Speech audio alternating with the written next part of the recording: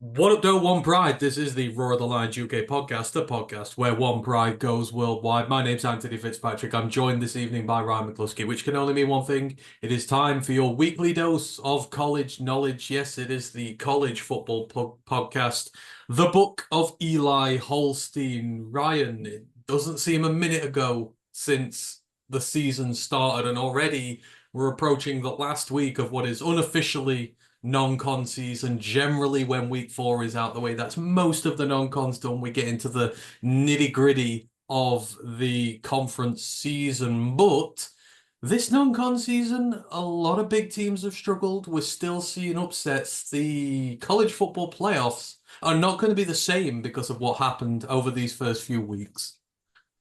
No, we've seen some sides probably by now their season has unraveled a little bit. We'll talk about a few, but yeah, we've seen some surprise upstarts. We've seen some AP poll projections that look very silly. But right now, yeah, we've seen a lot of the arse whoopings, which people aren't afraid of. Like you say, that we've seen the 78-0s, we've seen the 60-10s. This is kind of like saying now where you'll see a lot more balanced games. Like you say, and for the neutrals and for the best part of the game, it's probably better sometimes, and it's good to see big scores, but you get some of those where they're just not competitive, and sometimes, yeah, they feel like a bit of a joke sometimes. I saw one game this weekend we might talk about where a team at halftime was down so bad they were offered rolling clock or reduced like 12-minute quarters. To be fair though, they turned it down. They said no, we'll play the whole game, and they got absolutely shellacked. But they said no, we don't want any special preferential treatment. That's kind of stuff you can see sometimes in non-con where it gets a little bit out of hand. So I, for one, are glad.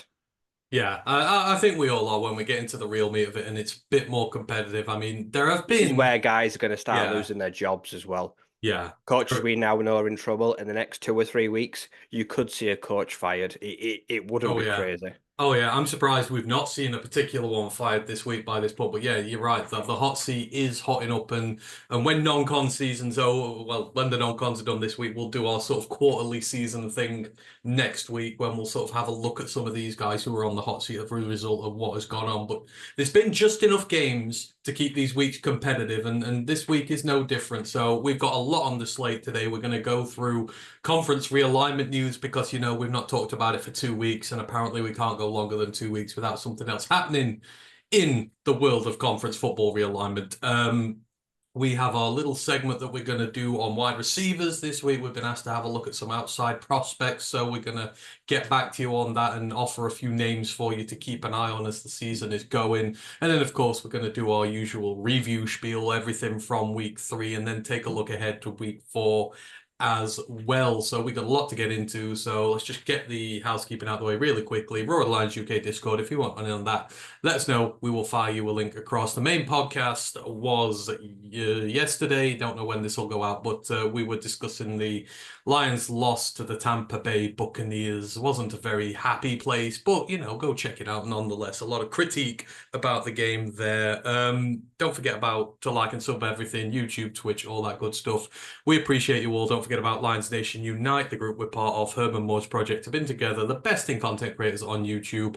We're a Twitch affiliate, we're YouTube monetized, we've got a tip jar, all that good stuff. So if you want to help us that way, great. But we just love having you all in the building. We've got a feedback form as well. So anything you want to see on the show, just fill that in and we will take note of it. Right, let's get all that stuff out of the way, and because we've got a ton of stuff to talk about today. So we're going to drop into the news to start this, and there's only one piece of news dominating the headlines this week. It is realignment again. The Pac-12, Ryan, is back from the dead. Oregon State and Washington State, we already knew that they were going to run independent schedules for the 2025 college football season.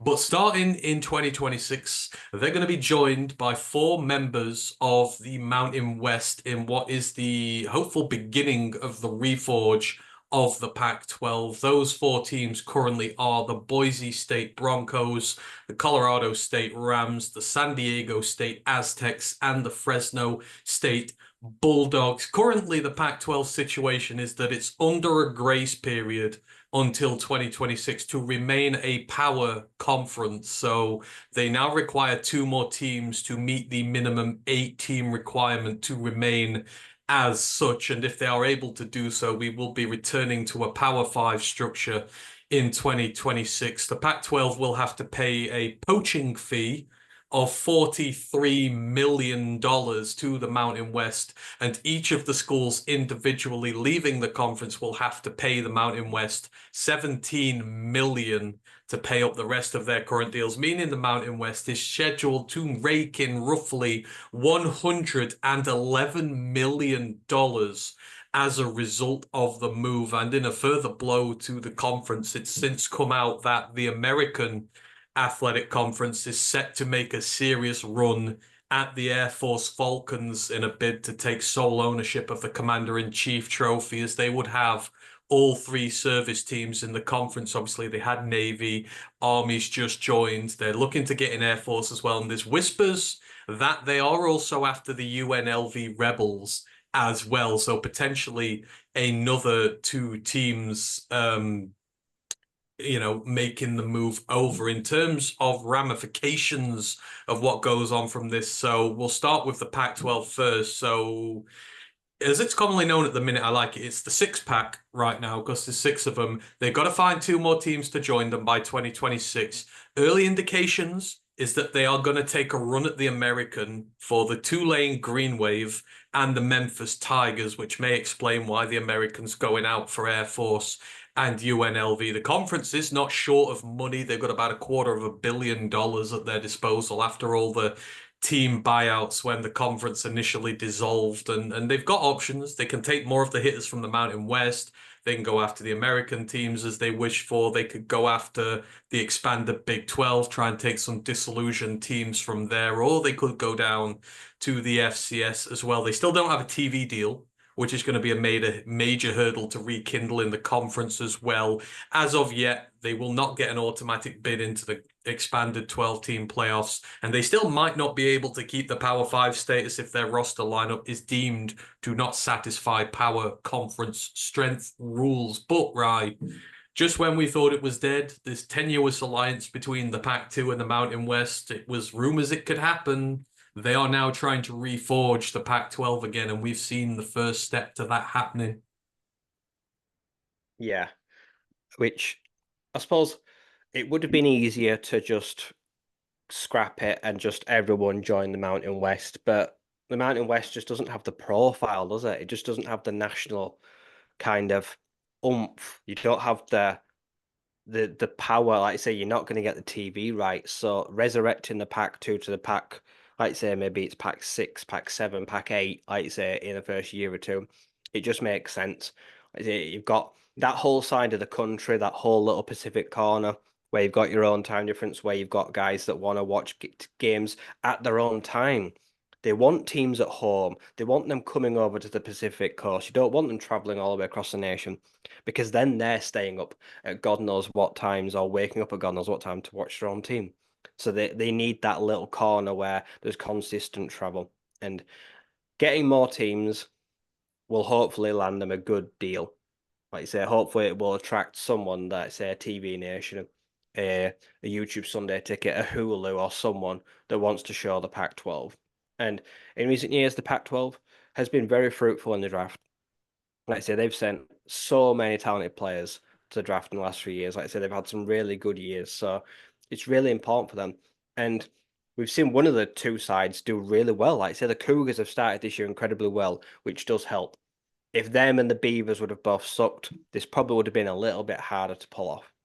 But yeah, it will be interesting to see if they do. I don't think they've got any interest in any FCS sides, even though North Dakota State, South Dakota State, Montana, the Grizz, kind of in, like, say, no man's land that could kind of be sniped by anyone right now. Doesn't seem like they're going to approach them because they think it's going to be a lot harder. But yeah, it's the start. Like I say, and it'll be very competitive, because I'd say the bottom of what the Pac-12 was on the top of the Mountain West is probably fairly equal in strength. Yeah, exactly. Like they're not going to get Stanford and Cal back from the AAC. We'll just make that clear. They're locked in for the next 10 years, and they will cost an absolute fortune to buy out after 2 games of that deal. I mean, you know, it would make sense maybe going to the American right. Tulane, Memphis, 2 big programs, 2 better teams. You mix them in. I mean, what do you make of the 4 Mountain West teams going? I guess Boise State was a no-brainer, but what do you make of the other 3 going as well? And do you reckon the American teams would make a good addition? Because they will need to make a strong roster to stay a power conference, and it kind of just feels a little lacking at the moment. Yeah, it's bad news for the Mountain West. Like say they're not just losing, like say, one big team, but losing 4. That hurts. That's going to be hard. And I reckon, like say, they'll have to go to the CUSA, the AAC. They might have to go to the FCS, the Mountain West potentially, to like say fill those gaps in recent times. I think that could be difficult for them. But for the Pac-12, yeah, like say you get one big team, you kind of want it all to come across. They all probably think, like I say, we all want to win an inaugural Pac-12 championship. Now it's going to get resurrected. So yeah, and recruiting, like you say, in the likes of Arizona, California, Oregon, like you say, teams like you say around there, like you say, they are just depths of talent. The pools, like you say, right now, and you joining, leaving the Mountain West, coming over there, you could be opening yourself up to new markets and new recruiting levels. So yeah, like I say, a lot of them might want to play games on that side of the country. So yeah, it's smart all around. Yeah, and I feel like, because the Big 12 is expanded now. Obviously, they'll not get the teams that have just gone, but they do have a plethora of technically bigger teams they could go and get from the Big 12 if some of those teams, I don't, anyone who's at the bottom in there, like you Kansas or something like that, maybe you can poach from there because the Big 12 is going to be a lot of mouths to feed and not much to feed them with. Yeah, for teams like Houston, for Kansas, for teams like that, it's going to be difficult. Like you say, even like you say your Texas Techs, like you say, big program, but realistically, what are their chances now of making a title game in the Big 12? They is slim in Mm, recent years. And like you said, they're big programs with good academics and they'll take a lot of money. But if any of them get fed up, they might be thinking, like you say, maybe it's time for a change. Like I say, yeah, some of them have got not just good football teams, but like I say, Texas Tech, good basketball teams. Like I say, they've got a big attraction because, like I say, across the board, they've got good sports programs. But the Big 12, like you say, now it's getting their teeth into teams. It ain't gonna let them go, and it definitely won't be cheap. But yeah, I think someone, like you say, like that, like a Houston Cougars, like you say, might be like, it's too, we're already falling behind in the Big 12. Maybe it's time to change again. But even they probably can't because they're almost so new, aren't they? So a lot of yeah. these teams signed massive contracts when they moved. So yeah, I And think I feel like we're about to see an issue of saturation with the yeah. Power Four, and then you're going to see teams like say now suddenly leave. Yeah, but like I say, the trouble is all those West Coast teams who've just moved are now bought into deals. You can't bring them back, so you're going to have to bring East Coast teams across to the West potentially. You're going to have to sort of, I guess, plunder the South as you were if you were going to. Yeah, there's So going to be for the pack, a for lot of the air miles traveled. for the pack, it's difficult, but for the Mountain West, so obviously they're going to lose a lot of teams now, but this then puts them in an interesting conundrum. 'Cause like I say, you're going to get 110 plus million for these 4 teams alone. And if you do lose Air Force and UNLV as well, you're going to have a very big war chest to go out there and get teams. So in terms of FCS coming up, I've been looking around. The Sacramento State Hornets want in. They said they're open to the new Pac-12. They've said they're open to the Mountain West, and of course, Sac State have beaten several Pac teams in the recent years, so they've beaten power programs. That's a big program there. But in terms of teams on that side of the country that you've got to pick from in the area where the Mountain West is, or roughly, you've got the Idaho Vandals, who we've seen upset FBS opposition this year. You've got the Montana teams, you've got the State Bobcats, you've got the Montana Grizz, who've just been to the FCS championship game. You've got the Eastern Washington Eagles, who send a ton of talent up to the FBS. You go down into Texas, you've got Tarleton State, the Texans, you've got the Stephen F. Austin Lumberjacks again, treasure troves of great talent coming up to the FBS. And then, of course, as you mentioned briefly, you've got the Dakotas. You've got North Dakota State, the Bison. You've got South Dakota State, the Jackrabbits. Hell, you've got North Dakota and South Dakota as well. These are the prize captures, right? And now the Mountain West have a lot of money to play with and to dangle out there for these guys. Could this be the future for them where they now go out and plunder the top of the FCS for teams out in that region as well? You get the Montana Grizz, you get Sac State, you pull in the Dakotas and that rivalry, then all of a sudden you offset your losses and potentially you've got a very bright future ahead. Yeah, I don't know how much longer they can put it off the best FCS teams. Like you say, we've seen this. We've seen, like, say, surprise ones like Kennesaw State, like Sam Houston. We thought, like, oh, are you ready? Probably not. Like you say, you're going to struggle to climatize, probably. But then you look at the team straight away and you think, well, you're ready. Why? I mean, and some of them, like say, you've got national titles at the FCS level. What are you staying there for? And I don't know. I can't say why some of them are still there, but it feels like, yeah, it's time. Like I say, with the expanded playoffs, and it's only going to get bigger. It's never going to get smaller now. It feels like, give it a few years, they've already said, haven't they? There'll be 16 teams. Yeah. So, like I say, Montana Grizz, it's like Sac State, it's Villanova, Rhode Island. These are massive markets with big cities. Like I said, Rhode Island Rams, like I say, it's a big state. They're playing in New York. Like I say, like, and they could come up to the FBS. Like I say, the Dakotas, the South Dakotas, uh, Ivy League schools. There's so much untapped potential market, big market for players. Some of these schools as well have got a lot more money than small FBS schools. Because, like I say, some of them are just so academically far out what they weigh. Like I say, and they get the best and brightest students possible. So, yeah, we're going to see a flood. Like I say, and a lot of them can afford that new 5K to what 5 million buy-in. That won't put a lot of them Okay. off. But if anything, I'd probably reverse that and knock it down a bit. Like I said, you need an encouragement. I feel like in The a Mountain week West or could two, pay it yeah, we're going to with all need a that whole new money. conference soon. The There's going Mountain to be an West could entire pay new it. FBS conference. It feels like this is I don't know about you. I feel like this, you said they've got to get there eventually. Now you've got Mountain West, which is struggling for people. It's in your area of the country and they are flush with cash. Flush with cash. This seems like the time now where you go and make that move. You get North Dakota State, you get South Dakota State, you get Sac State, and you get the Grizz. You replace the four teams leaving with those four teams. I mean, you're not in a bad position, really, are you then? No, like I said, the FCS, the Big Sky Conference, that's one of the big boys that's got a lot of these big teams in. The draw of the NIL, it'll be a case where they lose so many players, they think, oh God, we have to go to the FBS. Like you said, because we can't afford to keep losing our players to NIL because we don't do it. So if we want to do that, let's time go up and compare. But yeah, I'd love to see half the Big Sky make the jump up. And then you'll get some more interesting FCS players playoffs. Like I Yeah. said, a lot of teams there that then were like, oh, you're all gone now. It's our time to shine. And yeah, I think that'd benefit everyone in the end.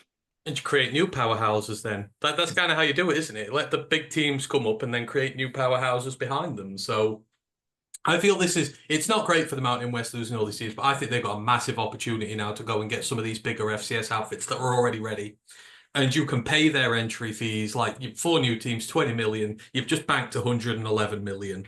Like you can afford to pay that and then take it back off of TV deals going forward. And you'll probably increase your TV rating then with some of these teams. You'll have that whole half of the country locked down. So yeah, it's again, and we'll see what happens. Obviously, if things happen with the American and that, more ramifications will come. But the Pac-12 is alive for now.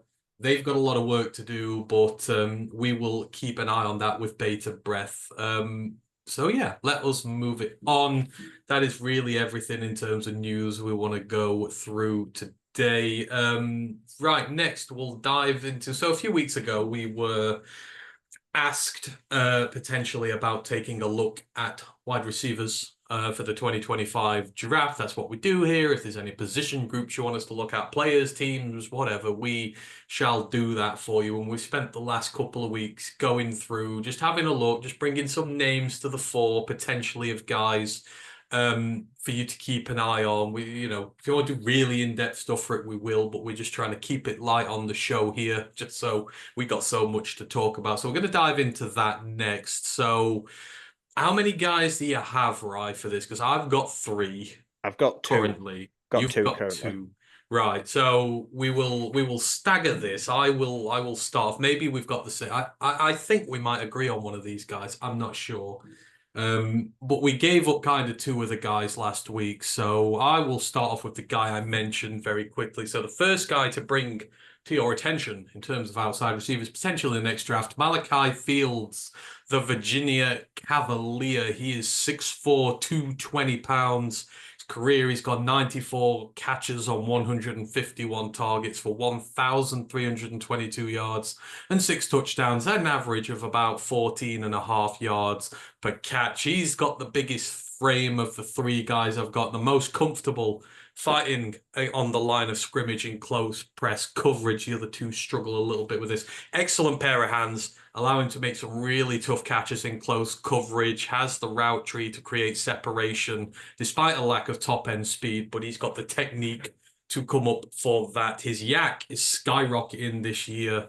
He's learning to use that physical frame more to keep going after the catch. He was down at like 3 yards on his career. He's over 6 this year so far. And this is coming down to the fact that that Virginia team has not been very good. They've been waiting for their young freshman as of last year, Antony Colandrea, to develop, but he's turning into a very good quarterback.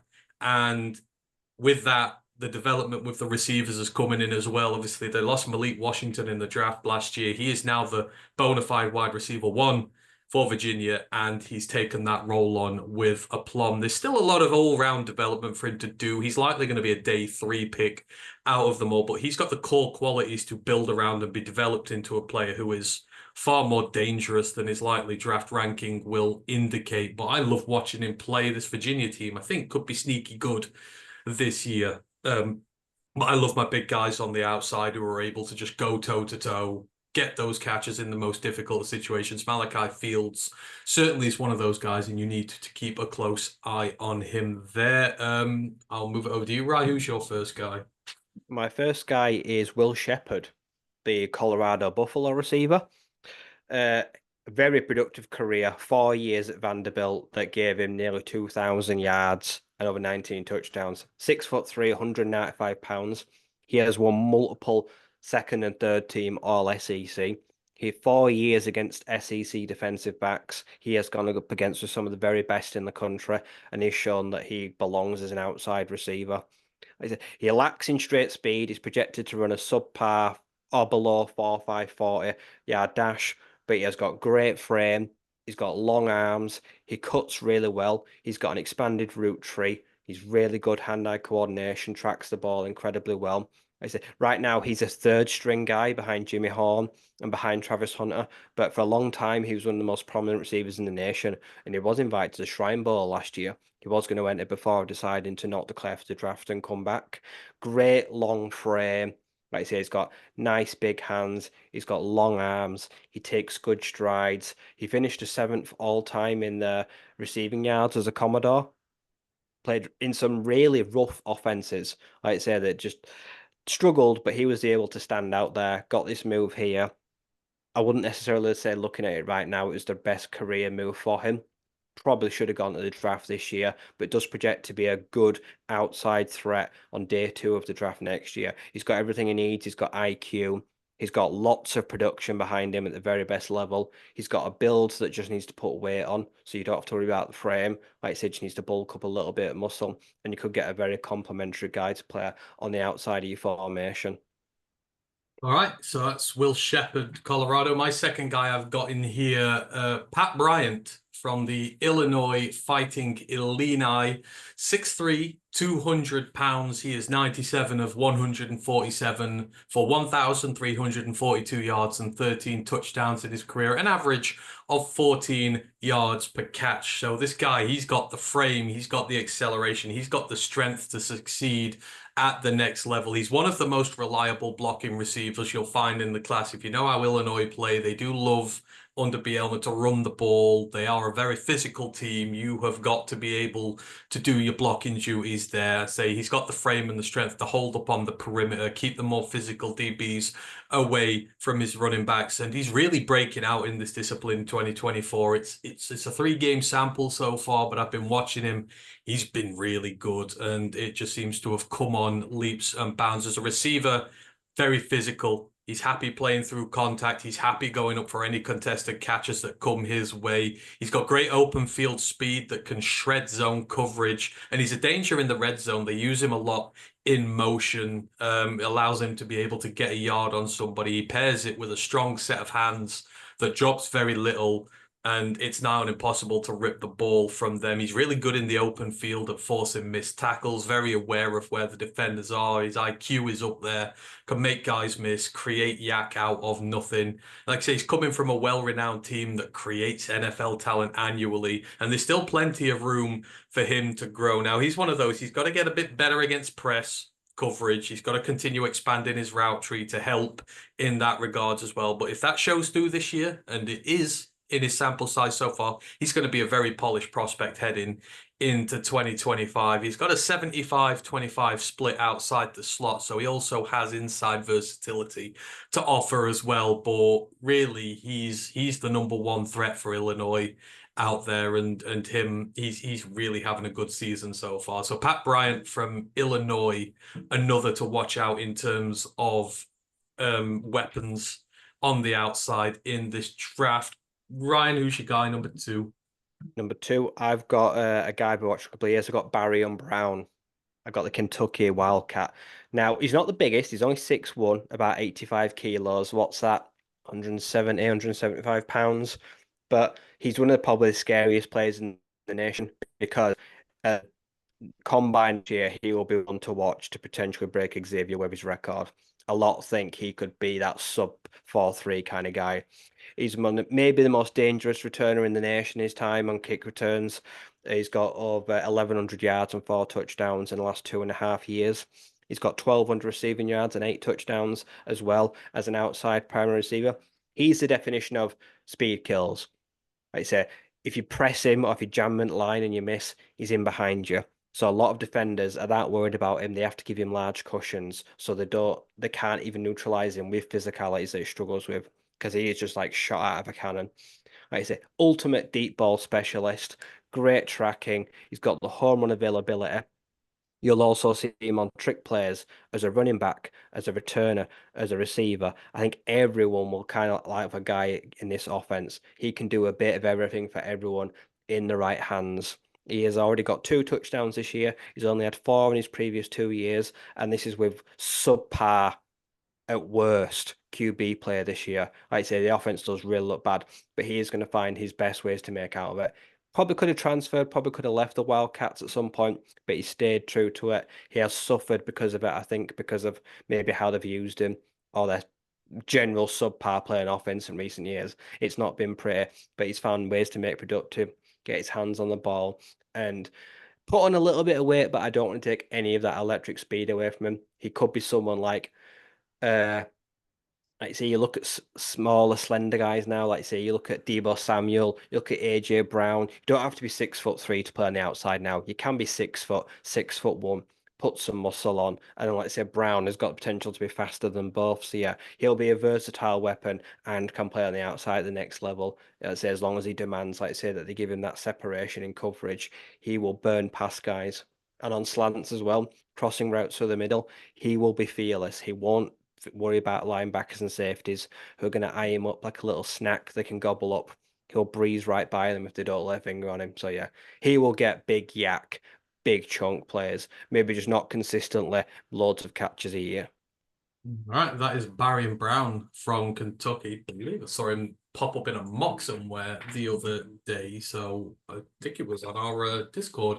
Anyhow, I'll finish this off. So my third guy I've got, and this is a guy who Ryan has mentioned quite a bit before, actually. I'm surprised we didn't agree on this one, but Ricky White from the UNLV Rebels, obviously former Michigan State man. He's 6'1", 190 pounds. very experienced. 159 catches on 257 targets so far for 2,458 yards and 16 touchdowns at an average of over 15.5 yards per carry. Deep field threat indeed. So he's an explosive and versatile speedster who can attack you from all over. He's got a 70-30 split outside to in, but he's basically a fully trained X, Y, and Z receiver all in one bundle. He can hit you with his field stretch and speed on the perimeter, or he can come inside and cause havoc on the shorter, more complex routes that leave the defense completely flummoxed. He had, 1,500 yards last year. The Mountain West just did not know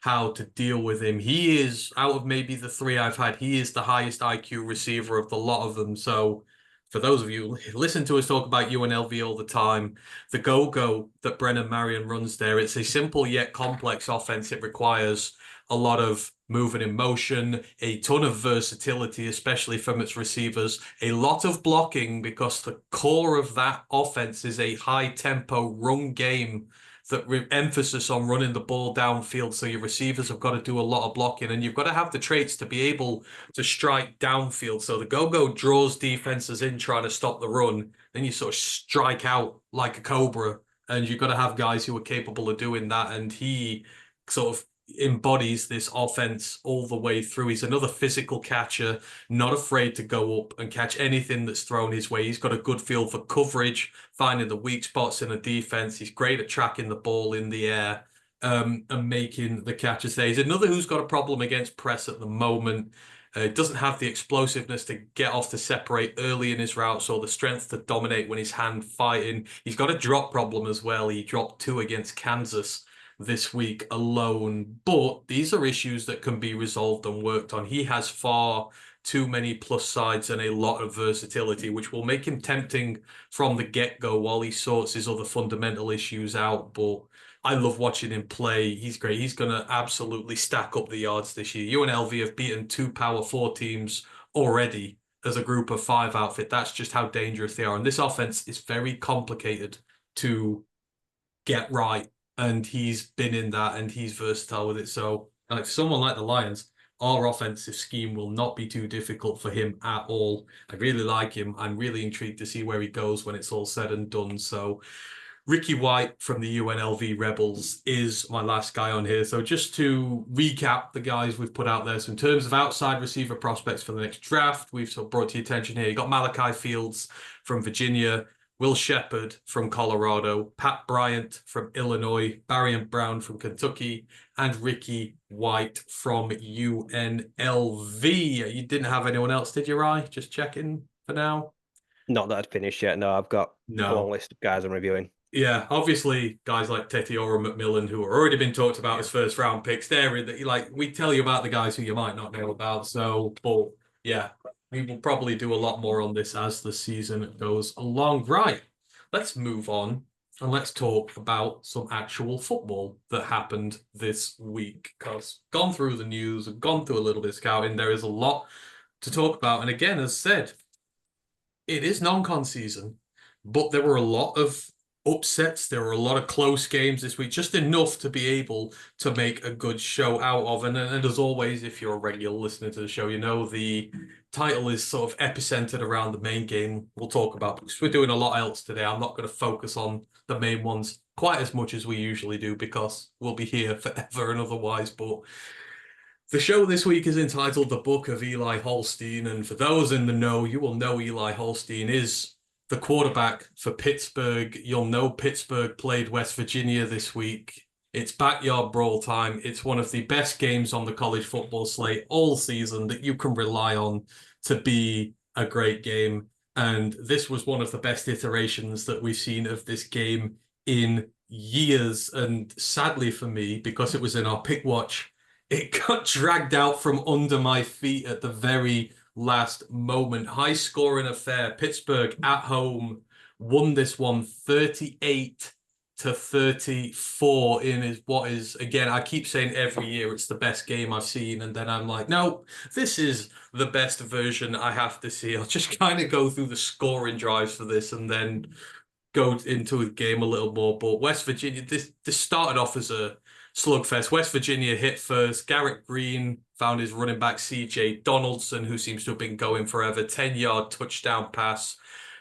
West Virginia up 7 early. Pittsburgh responded quite quickly, though. Took them about a minute, 31-yard field goal from Ben Sauls. They were able to get a turnover then, and then they took advantage of that. Eli Holstein found Desmond Reed from 9 yards out for a touchdown to quickly switch it to a 10-7 lead to West Virginia. But then to Pittsburgh, sorry. But then West Virginia hit right back.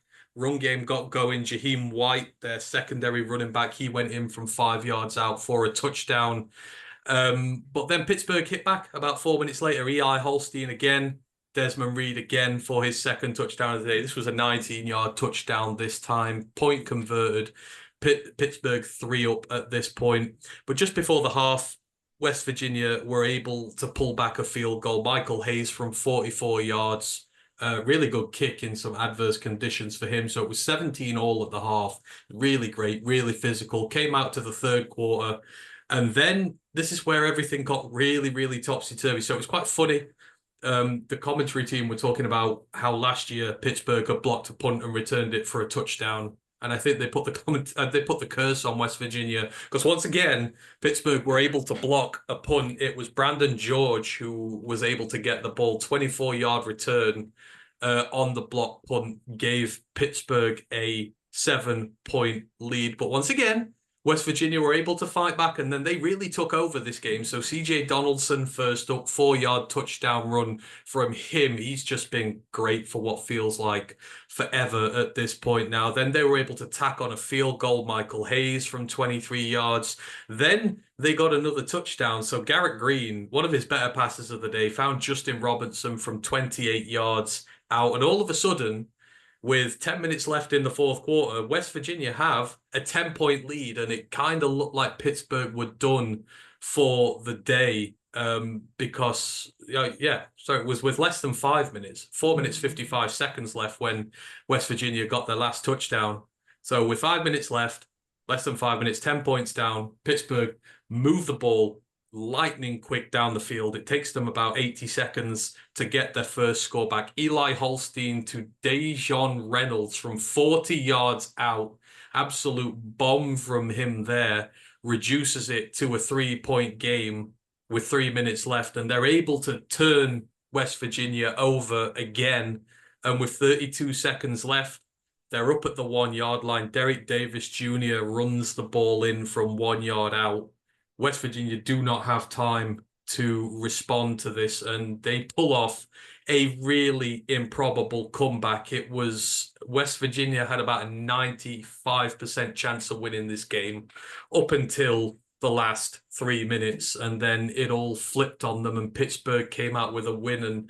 And once again, Ryan, this is, for those who don't know, one of the most heated rivalries out there. These teams hate one another. When I say hate, they hate one another. They cannot stand to lose this game. And just overall, what an absolute cracker. This is a wonderful spectacle for college football. A heated rivalry, leads changing hands, blocked punts returned, all this, oh God, it just had everything. I love watching this fixture every single year. Yeah, this game has everything every year. It always feels like whenever you see the schedule come out, you can just say one team's going to win 35-30. One team's going to win 36-34. It's always those kind of score lines where sometimes they just throw defense out the window, and they just go hammer and tong on offense and special teams. And yeah, that kept up the tradition this year. Like I say, some great offensive play, some sloppy mistakes, some big special teams blunders, like I say, big plays. It's always fun. Like I say, the crowd, it's one of the better crowds in the country as well. Like I say, it's a fierce rivalry. Like I say, great uniform battle always. And they always have guys that come in and yeah, they just send so many guys to the draft. Like I said, they're two really underrated schools in what they do and how much impact they've had on the National Football League in multiple years. They never seem to get their dues. No, absolutely not. And, just to tell you how physical it is, 19 penalties between the two of them for nearly 190 yards. And I can think of at least five occasions where there were offsetting penalties where there could have been more, which is absolutely crazy. So this game really comes down to turnovers. West Virginia won the time of possession battle, 36 minutes to 23.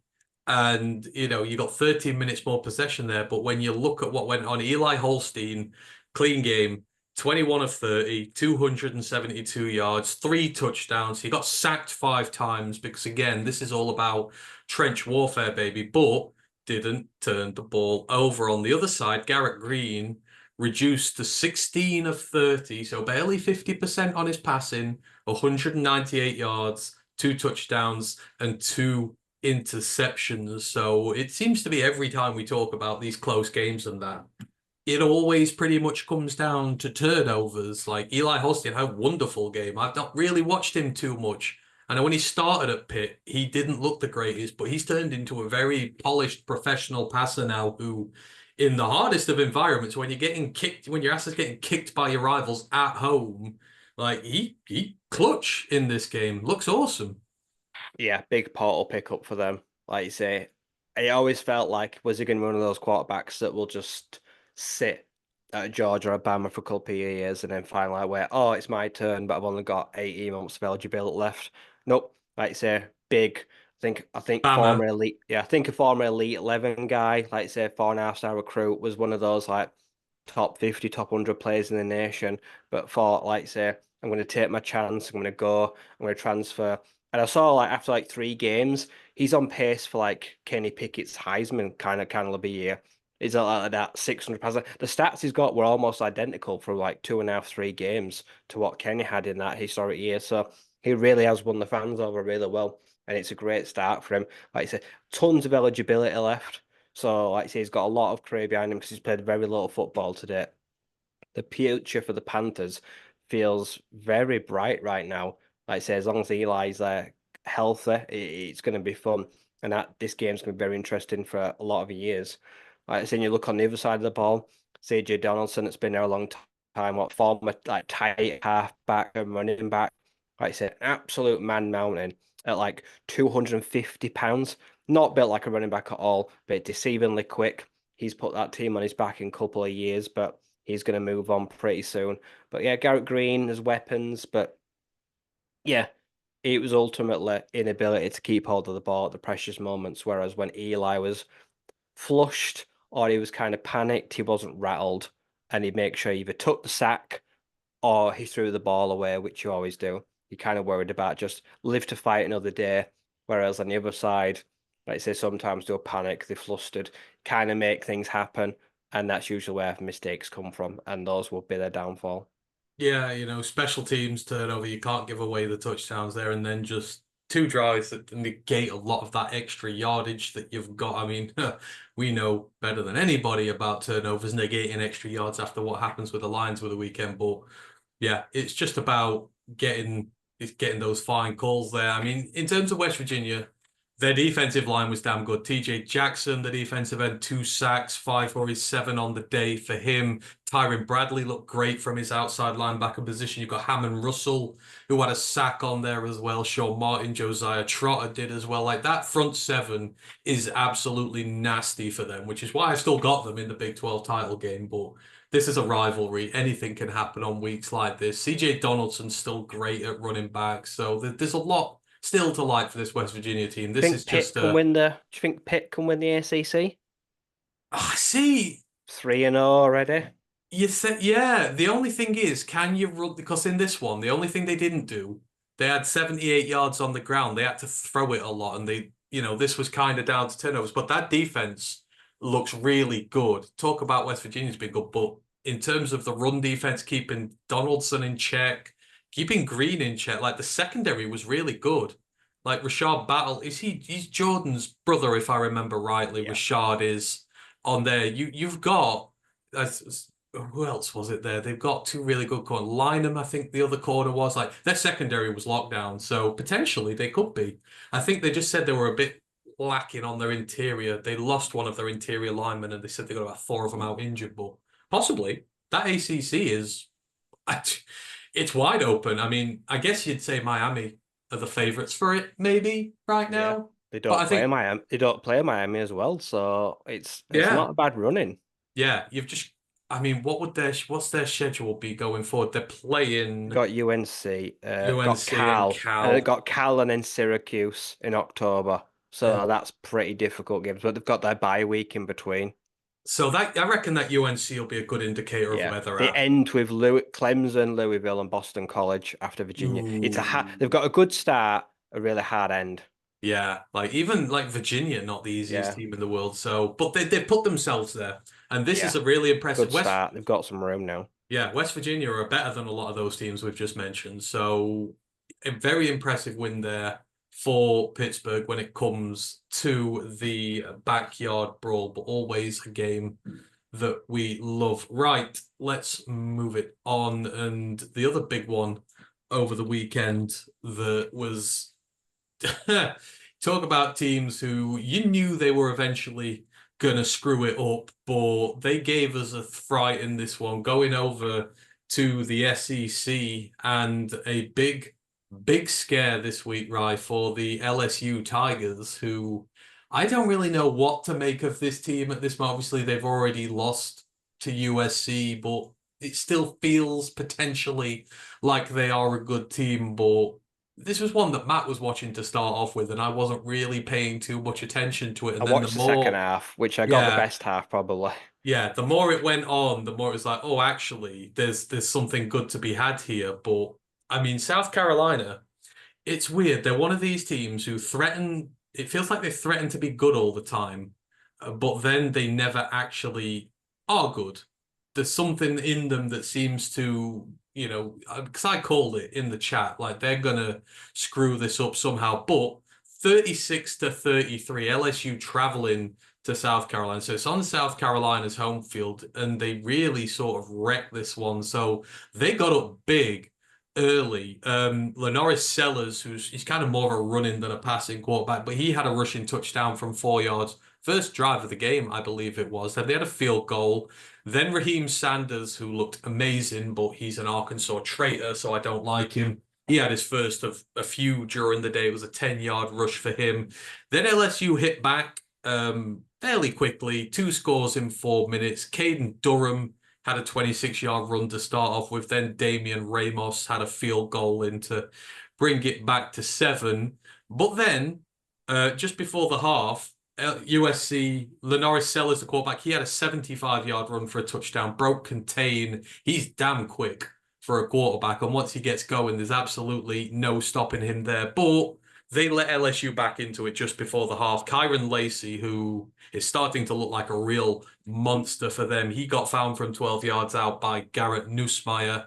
They went for 2 and they failed, which felt like it might come back to bite them so early in the game. But it was 24-16 to SC at the half, but they came out slow. They didn't look good at all and let LSU right back into it. Cade Durham, again, he had a 9-yard run in. They tried a 2-point conversion again. I don't know if something was going on with the kicker, but they tried it twice. They failed twice, still down by 2. But then Nussmeier found Mason Taylor from 2 yards out at the start of the fourth quarter, put LSU 5 up. But then Raheem Sanders busted out a really wonderful 66-yard touchdown run, just found a crease, was gone. And there's a reason they call him Rocket, because once he's at top speed, there are very few players in college football who can chase him down. He was gone. The LSU secondary never had a chance.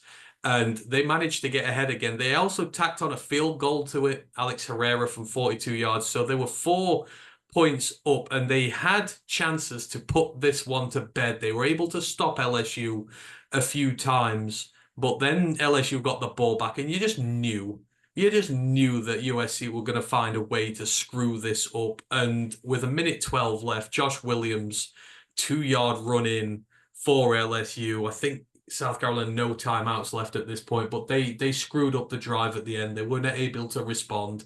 LSU knelt it out, and I mean, great game for the neutral. I enjoyed this. It was backwards, it was forwards, but It was a game that South Carolina should have won. They wasted a lot of opportunities in this game, especially in that final 10 minutes to put it to bed. And like I say, for me, I just knew they were going to do that. Like, I knew they weren't going to beat them. LSU have, I can't remember what the record was, but LSU's record in South Carolina is stupidly good. They just don't lose there. And South Carolina could only blame themselves for this loss. They were at home, they had the crowd behind them, and they blew it. Yeah, it was an interesting game. When Lenoris Sellers got hurt and they had to go to their passing quarterback and Robbie Ashford, the game kind of changed. Because then, like I say, had to go on the back of Rocket Sanders, and he had a really good game. Like you see, some large chunk plays, he's got game changing speed. But on the other side, like you say, Caden, true freshman, the LSU running back, contact balance amazing, running through tackles, guys like say Gerald and Alderman, squirming out of it at just 5'9", 200 pounds. He's a little guy, hard to carry. But yeah, but LSU as a whole, like I say, Nussmeier wasn't great, but it was able to spread the ball around. Mason Taylor, who was a really good tight end, got Lacey, got Alexander. All they got, like say, 60, 78 yards chipping in each. Made the defense stay honest.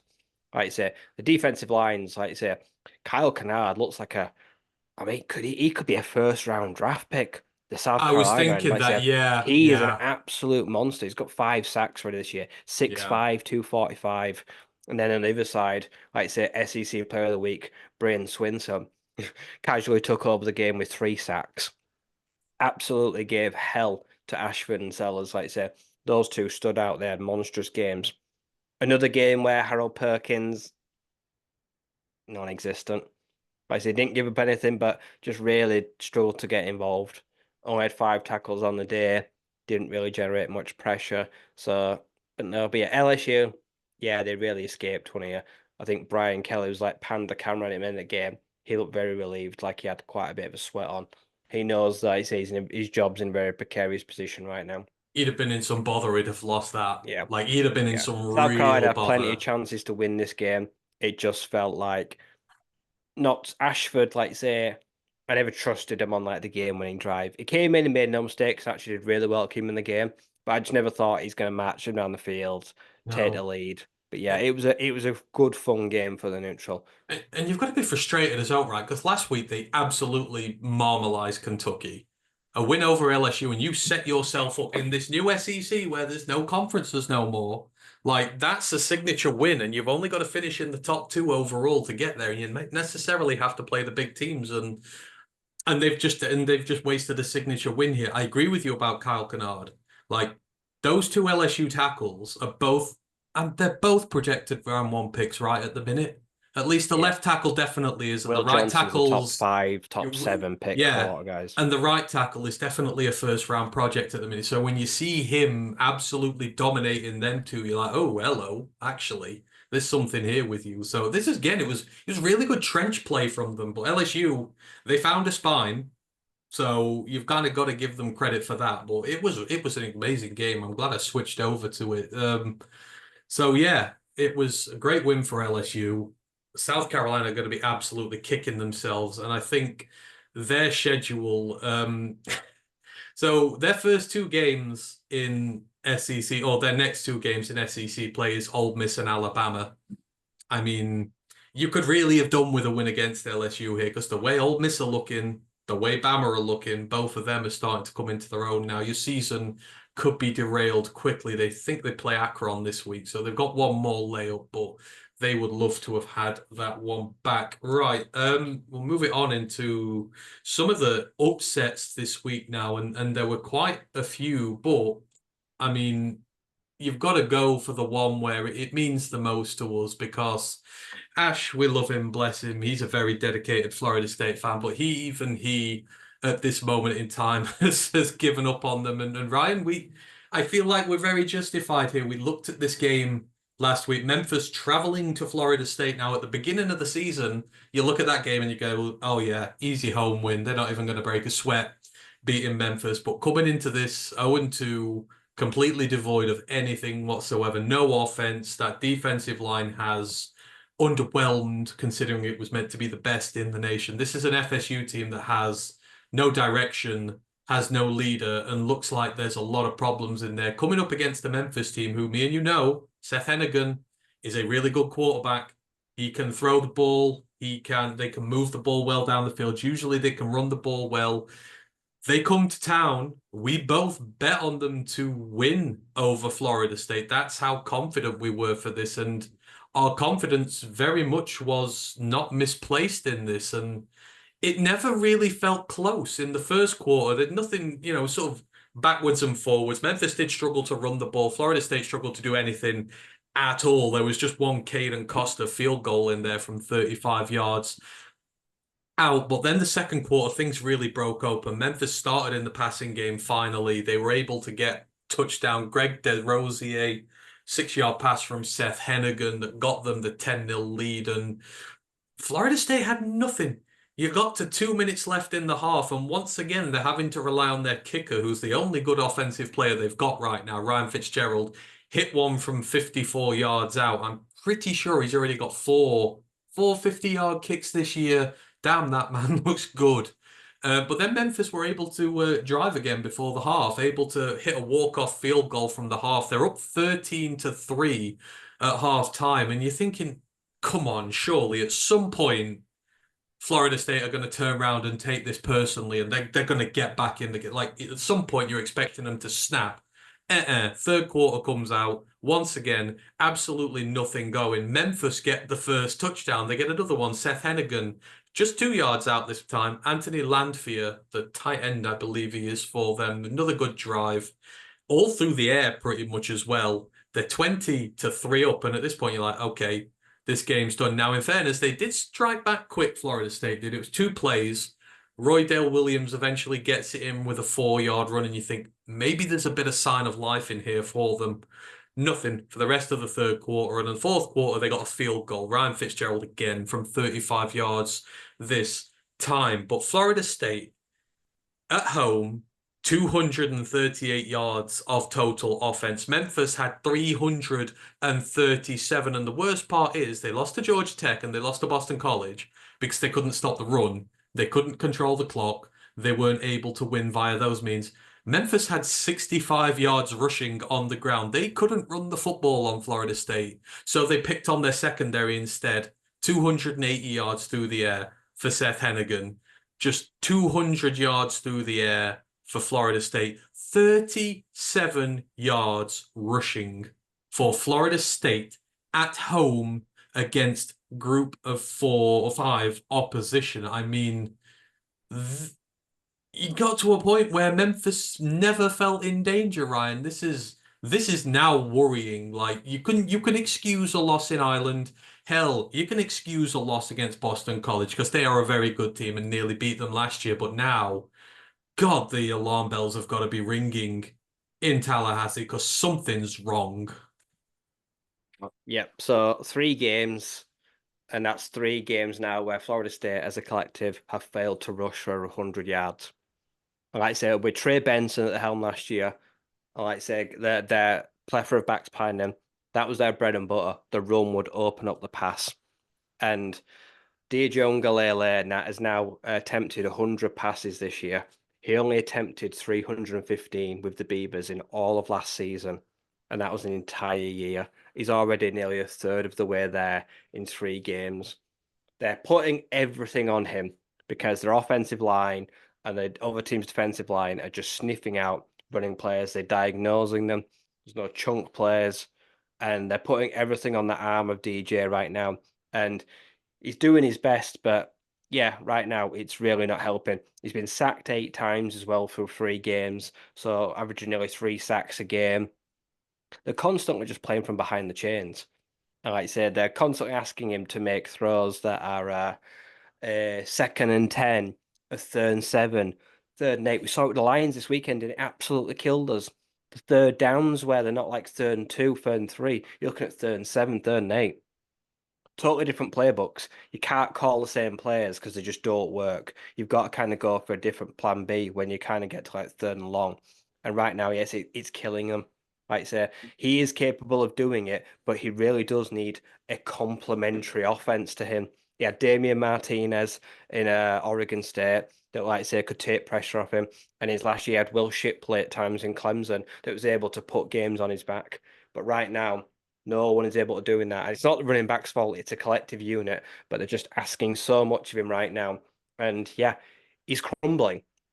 He needs some help. He's crying out for some help. And like I say, he is getting both barrels from the analysts, the fans, the media, everyone, like I say. And he's very capable of doing it. It was a good pickup, but he is someone that does kind of need a run game to help support him. Yeah, And I yeah, mean, it's just right now, I don't see where it's going to change. I don't see where it comes from. Like I say, his confidence must be at an all-time low, and you only get that from winning games. And so right now, it just doesn't look like it's going to happen anytime soon unless they get a layup. They really need an easy cakewalk where they can just go out there, rattle off some yards, come off the field feeling good about themselves. If that doesn't happen anytime soon, then they're gonna really get into a hole.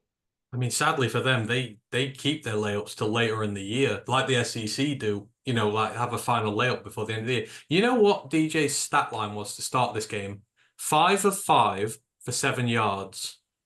What does that tell you that they're doing?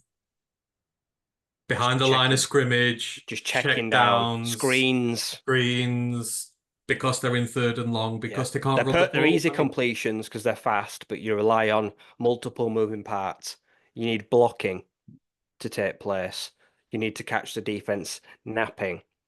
Their timing, you've got to make sure they've got good hands. They catch the ball out in front of them. Like I say, these are a lot of moving parts, and I know they're cheap and easy throws to get completions, but they often result in, like I say, negative plays.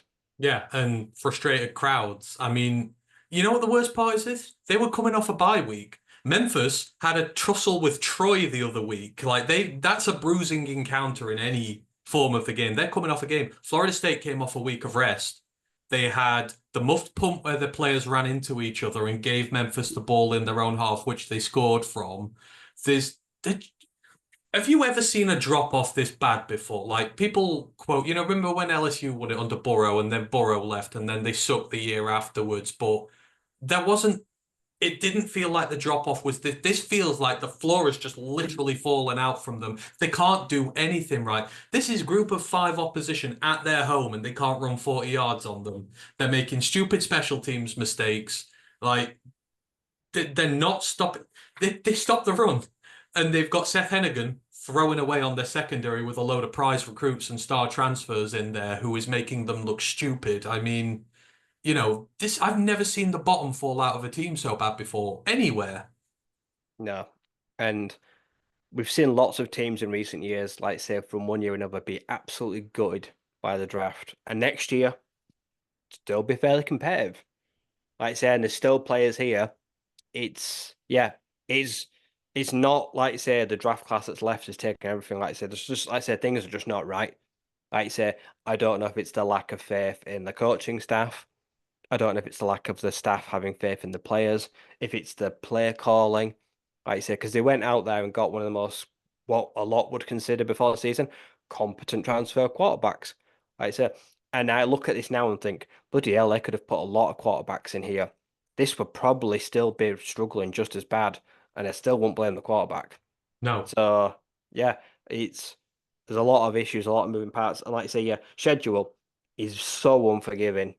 Yeah, Like I I say, mean, you've got Cal coming this you got week. Charleston Southern in the second last game of the season, and you've got no idea what state the team will even be in by then. They're probably down tools by then, some of them, if they're honest.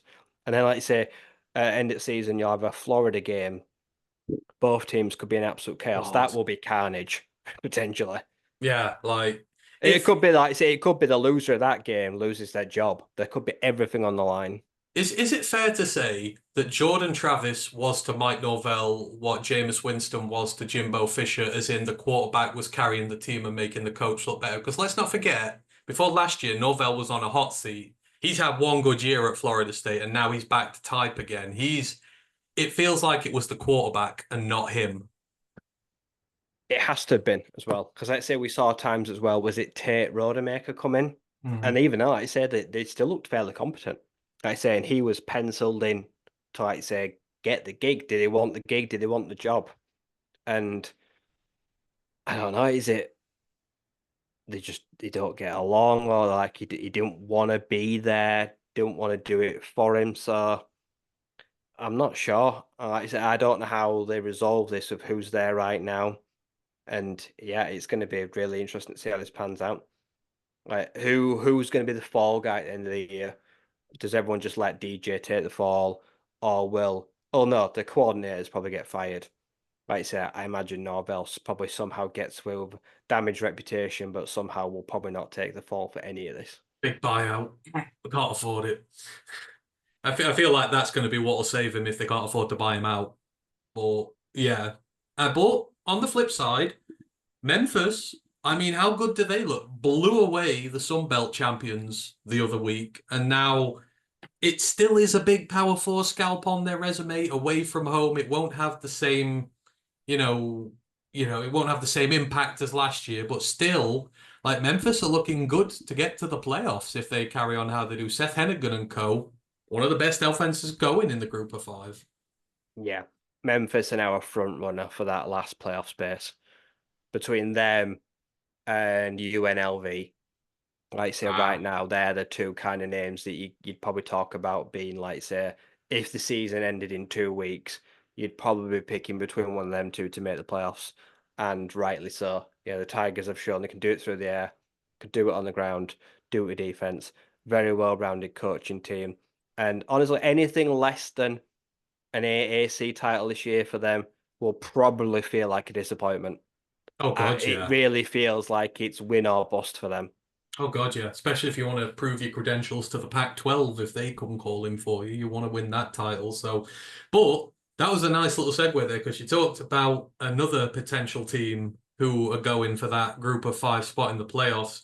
UNLV winners on the road over Kansas, 23-20, and they now have two road victories over Big 12 teams this year as a group of five. And we talk about quarterbacks struggling. Well, one quarterback who's not struggling, who you really like, Matthew Sluka. I mean, what a job he's doing with the Rebels. And this is a team that they're not having it all their own way, right? Kansas very much looked like the better team in a lot of this game. They were ahead for big chunks of it. I mean, they started off Jalen Daniels. He had a rushing touchdown to start off with. UNLV were just hitting field goals. I think Daniels had two. He had one from like 10, one from about 40. They were really struggling, UNLV, to contain the quarterback run, and Jalen Daniels was punishing them. But just before the half, because they were down 17-6, they got a touchdown. Sluka found Jaden Thomas from 27 yards out, kind of like a Hail Mary, which they were able to pull off. And then they came out a different team in the second half and they slowly chipped away. They traded field goals. And then with 2 minutes left, UNLV, big drive, Kylan James was able to get it in there. And this is a team, Ryan, who's very resilient. They lost out on offensive yardage by 100 yards. Kansas had 378. UNLV had 278. UNLV only passed for 86 yards. They had a ground game that went for 225. And most importantly, more than anything else, we talk about it, turnovers. They won the turnover battle by two. They picked off Jalen Daniels twice. We talk about how good the UNLV offense is with Brennan Marion and the Go-Go. And it's really good because they just run the ball a lot and sprinkle in a nice little bit of the pass what they need, and that's great. But this defense against a good Kansas offense, turn them over twice, again, just nullifies a ton of that extra yardage Kansas have got. And I watched this, and this team feels different. They are gritty, they are playing complementary football, and they look dangerous. You figured after the disappointment in the Mountain West title game last year that it kind of might all fall apart for them. But if anything, it's galvanized them. They look a good team, and Matthew Sluka looks right at home with them. Yeah. What they did in the portal really helped, like say, Sluka, guys, like say, and then to add in, they've got two of the better defensive players in the nation right now, like say Jackson Woodard, their star linebacker, who's already got more sacks this year through 3 games than he had in any year in his career. And Jalen Catalon, like say, he's right now matched his interception total from 2020. And like say, he's putting himself back in a draft picture by being that kind of do-it-all guy, the marshal, the general on the back end that's really making a name for himself with 3 interceptions already. But yeah, Sluka, he's no, like I say, he's been around the block once or two or three or four times, like I say, like basically, like I say, he's moved most of his eligibility. He's not shy to win a game ugly. If it ain't there, the read, you don't throw it. You don't risk it. Like I say, he doesn't risk those difficult throws, tucks it, runs, makes what he can, live to fight another day. And that's the reason why he's one of the best Patriot League players of all time. And like you say, Holy Cross just smashed all the records, one of the best dual threat quarterbacks of probably the last 5, 10 years in D1 football, because the rushing to ratio to passing numbers were just incredible. And it did not surprise me at all to see him just knifing through defenses. Like I say, before he even snapped the ball, he's already decided, I'm going to tuck it and run. Because what their alignment tells me is that I can find a crease, I can find a window. And yeah, he was a great pickup, and the offense suits him perfectly. Any offense where they'd have been like, we want you to sit, drop back, pick teams off, he probably had no interest in, because he knows that does not suit his strengths. They want a coach or an offensive coordinator that is okay with him not always sliding, jumping headfirst for extra yardage, but will tuck the ball and will pick up. And that way, then, yeah, the clock is always in their favor. They just drain it, like I say. And yeah, two big takeaways. In the second half, Daniels came out and he looked bad. Their offense kind of just crumbled. Him and the connection receivers, there were just no connections at all. The UNLV line was getting to Neil. They were starting to slow down the run game. Like I say, a lot of punts. And then, like I say, they just kept realizing every time they got the ball back, the clock was just bleeding. And in the end, they just didn't have any time and to get any done. And UNLV, like, get a big win. Yeah, right now, they're the best Power 5 team in the country. Yeah, Because like not because of how they're playing, but when I look at who they've beaten, they're mm, just their resume speaks for itself. Taking down two Big 12 sides is on no the mean road, feat. On the on the road, road. exactly. And they've earned a lot of money from them games alone. Teams will have paid them a fortune to come into their house and beat them. So yeah, the coaching staff, the recruitment, the players, and when these guys move on, because a lot of them will, because a lot of eligibility is gone, they're a very attractive team now. Teams like, I'll go live in the shady, dusty, hot ass desert. I'll go play in UNLV, even though I don't want to live there, because they can do wonders for my career. And unfortunately, Ricky White's season, he is going to suffer this year, because right now, the quarterback, like you say, ain't just going to air it out to him. But he's got his tape. He's good for the draft. Now he's going to win some games, and he might have an outside chance at making the playoff and being on a national stage. So I think that's probably a good trade-off for another 1,000-yard receiving season, is the national exposure this could get him. So yeah, like I said, it's going to be hard to keep this coaching staff together in a few years, because someone's just going to be already Yeah, eyeing him up. yeah. Like the Big 12 teams around him are already like, we're preparing probably offers to literally buy you out, buddy. Yeah, I mean, my hot take is Brennan Marion's going to be an offensive coordinator at a top 20 program this time next year. Somebody like that's unique. No one else runs what he does, and it's unique, especially some of these teams who are trying to wean themselves off the triple option, who still like to run the ball a lot, who want a power run game first. Like, he's going to be at a top 20 team in the year. And for Ricky White, I mean, I think he's fine. That complex scheme there, and he blocks a lot. He does a lot of things that NFL teams will like. He's had his 1,500-yard year. He's proven himself as a receiver. If he can do all the other nitty-gritty, dirty stuff now, he's going to be fine. But I mean, you mentioned the two defensive guys. Raid Arkansas, Jackson Woodard from Arkansas. He had a pick in this. Jalen Catalon's stat lines for this year. So he's been targeted 9 times. He's given up just 3 receptions. He's got 3 interceptions and a pass breakup. Like, he's having a career year in his 6th year, because he's had loads of injury issues, but he's settled in there. Jackson Woodard is performing incredibly well. He's got a pick on the year as well. He's got 2 sacks. He's do it all. He's coverage linebacker. But, Raid Arkansas, go get your good players from them. But UNLV once more have proven themselves to be, as I say, 2 road win teams. I've not checked, but I'm not sure any other team in the nation yet has 2 wins over Power 4 teams, because most of them are playing non-cons. So I think they have the only claim to it. So good on you, UNLV. Let's talk about a few more of the upsets here. And another big game we had at the weekend, we had the Backyard Brawl as well. But over in the West, Ryan, we had the Apple Cup as well, which for those who don't know, Washington, Happy to Washington pick this one, State, right? I can't believe they're Washington. not ranked, the Cougars. What? Ah, disgusting. How are they Yeah, not top 25 team in the nation? yeah, absolutely. So Washington State on the road at Washington, who've just been in the national title picture, 24-19 winners. And as Ryan said, Ryan called this. I mean, it not necessarily the fact of how they won it on the run game, but John Mateer shredded them through the air. And Washington have just, the trouble is, they're an air raid side.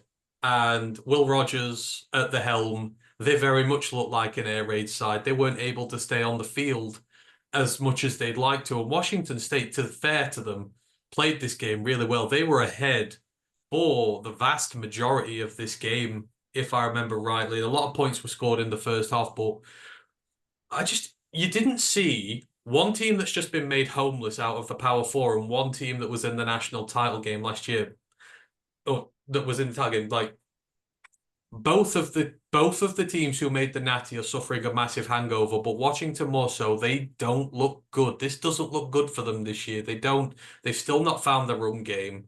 And Washington State, I mean, hell, great win for them on the road. Yeah, it was tough conditions because they played this at the Seattle Sounders, Lumen Field. So, like I say, everyone knows it's a wind tunnel. It was really heavy rain. They were all sat in ponchos, so it was difficult to play in. They handled the conditions really well. John Mateer having a fantastic year, the sophomore quarterback. I didn't know about the kid last year. Like I said, no one was really talking about him this year. He's kind of made names himself at the start of the year. Like I say, getting it done through the air and with the legs. Like I say, Wazoo making really good plays. Do you know what I mean? I always had this fear when one of the statistically greatest quarterbacks of college of all time decided to go to Washington and Will Rogers, which he is. He is statistically, I believe like the greatest SEC quarterback of all time. But it just doesn't tell the tape, does it? It's because he was able to pass the ball 40, 50 times a game, every game in an air raid offense. And then he comes here where it's a conventional offense against some really good teams in difficult conditions where they've got talent, but he's not used to, like I say, he ain't just playing a spread offense now. And like I say, he really struggled, like I say, drives ended quickly because they were just kind of going like incomplete, incomplete, or run, short yardage, incomplete, incomplete, punt, give the ball away. And in the end, it got quite frustrating. It was a difficult game to watch at times, but yeah, Wazoo looked really good. They've brought the Apple Cup back for the first time in God knows what feels how long. Like I say, right now they're like the premier Washington side. Started the field season really well, but yeah, it was a good side. The Washington State defense, everyone knows how good it is. Like I said, they've got tons of talent and playmakers on both sides of the ball, good receivers in Kelly, like I say, and I just felt I just wanted to see Washington run the ball a little bit more. It's Coleman, in it. I think he's at Yeah, the running back, but yeah, yeah. he's really good and really talented, but he just struggled to get anything going on the day. Like I say, the D line and everything, and they just kind of like I say, kind of just persisted. We're gonna like try throw the ball and win through the air, and in the end, yeah, it came back to bite them a little bit. 16 penalties for 135 yards. Like the lack of, like, you could tell it was an And it Apple was Cup. It was super chippy, chippy, yeah, but Washington State, you always felt like they were the more calm of the team. You felt like yeah. when Washington State started going head to head with them and not going away and taking the No. lead, There were Washington lost their sideline heads. penalties. There was like say personal conduct fouls. I think there was a tagging. I think someone ejected. I think you were right. There were a lot of targeting this. Yeah, There were a lot of there was ejected quite a few players tag. over the Yeah, I lead think this someone was weekend. ejected from this game for targeting. Yeah, there were at least six I saw in games I watched. There were a load of ejection calls. They Yeah, are really getting chippy with it now. But again, a lot of players just there's just some rotten tackles going in around here. Some players were really lucky this week, given how bad it was. But yeah, that was a really good win for Washington State there in the Apple Cup. Another upset. I mean, some would not say it's an upset, but they were road underdogs and they went away and won from home. And you only watched half of this, but your Arizona State Sun Devils are now 3-0, and they were not fancied against Texas State and GJ Kinney's high-level offense there, but they go and win 31-28 on the road. Now, this was not pretty. early on. Texas State looked very good, and I still have high hopes for them when it comes to their Sun Belt program. They took a big lead early on. I mean, actually, Arizona State scored first. Cam Scatty, but I've heard it's Scatterboo now. They were calling him Yeah, I've Scatterboo. heard Scatterboo. And I can't deal with it. I've been calling him Scatibo, but he's Scatterboo. But it was a really weird drive. They fumbled it twice, managed to get away with it and recover it both times. Finally got it over. But then Texas State went mad. Jordan McLeod absolutely diced them up. Touchdown passes to Chris Dawn Jr., Jaden Williams, Bo Sparks, and that was with 5 minutes left in the first half. You're like, uh-oh, they're in trouble here. But then Arizona State, to their credit, Sam Levitt throws an absolute bomb to Jordan Tyson, which was over 50 yards big, and then he was able to rush one in just before the half. And they went in at halftime level, and you're thinking, momentum's with them now, but then they come out slow. Jordan McLeod once again hits a big bomb to Jaden Williams. That was nearly 50 yards as well. But then they settled down, Arizona State do. Scatterboo, I'm going to go, gets another one, second on the day. He had a good game. And then they were able to get a field goal with 6:30 to go. And then it just turns into this really messy affair where both teams are trying to close it out, making basic errors, stuff like that. But Arizona State are able to hold it out. I mean, Texas State have 400 yards of offense on the day, 270 in the air, 132 on the ground. Very balanced offense, but Arizona State just do enough. And maybe for them, more importantly in this, Scatterboo didn't have the greatest performance in this. He scored twice, but Sam Levitt, when he was needed, showed that he can also put this team on his back and win. So like it feels like in recent years they've been a run heavy team, and if the run hasn't worked, they've not had the quarterback to bail it out. Maybe just maybe now, Rye, they do have a balanced enough offense to certainly not finish bottom of the Big 12 as is predicted. That ain't happening, but maybe to set their sights fairly high this year. Yeah, Levitt has shown that he's got flashes of I'm able to tuck the ball and run, and he's fairly nifty because he's like quite a skinny, slender guy, so he's quite difficult tapping it over field. But yeah, very composed as a passer. Like I say, he's very rarely flustered, and he's short to intermediate, and like I say, deep range. If you set it up, he's able to curl one out and let one go. So he is really good at moving the ball down the field. He's just been through 3 games. I've just seen him look so calm, and his offensive line has done such a good job of keeping anything really out of his face.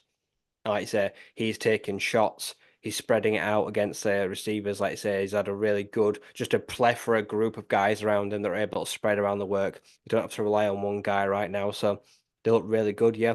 And yeah, Cam, like I say, did the heavy work, but only got 2.6 yards a carry, which for him is really, it's a bad day at the office.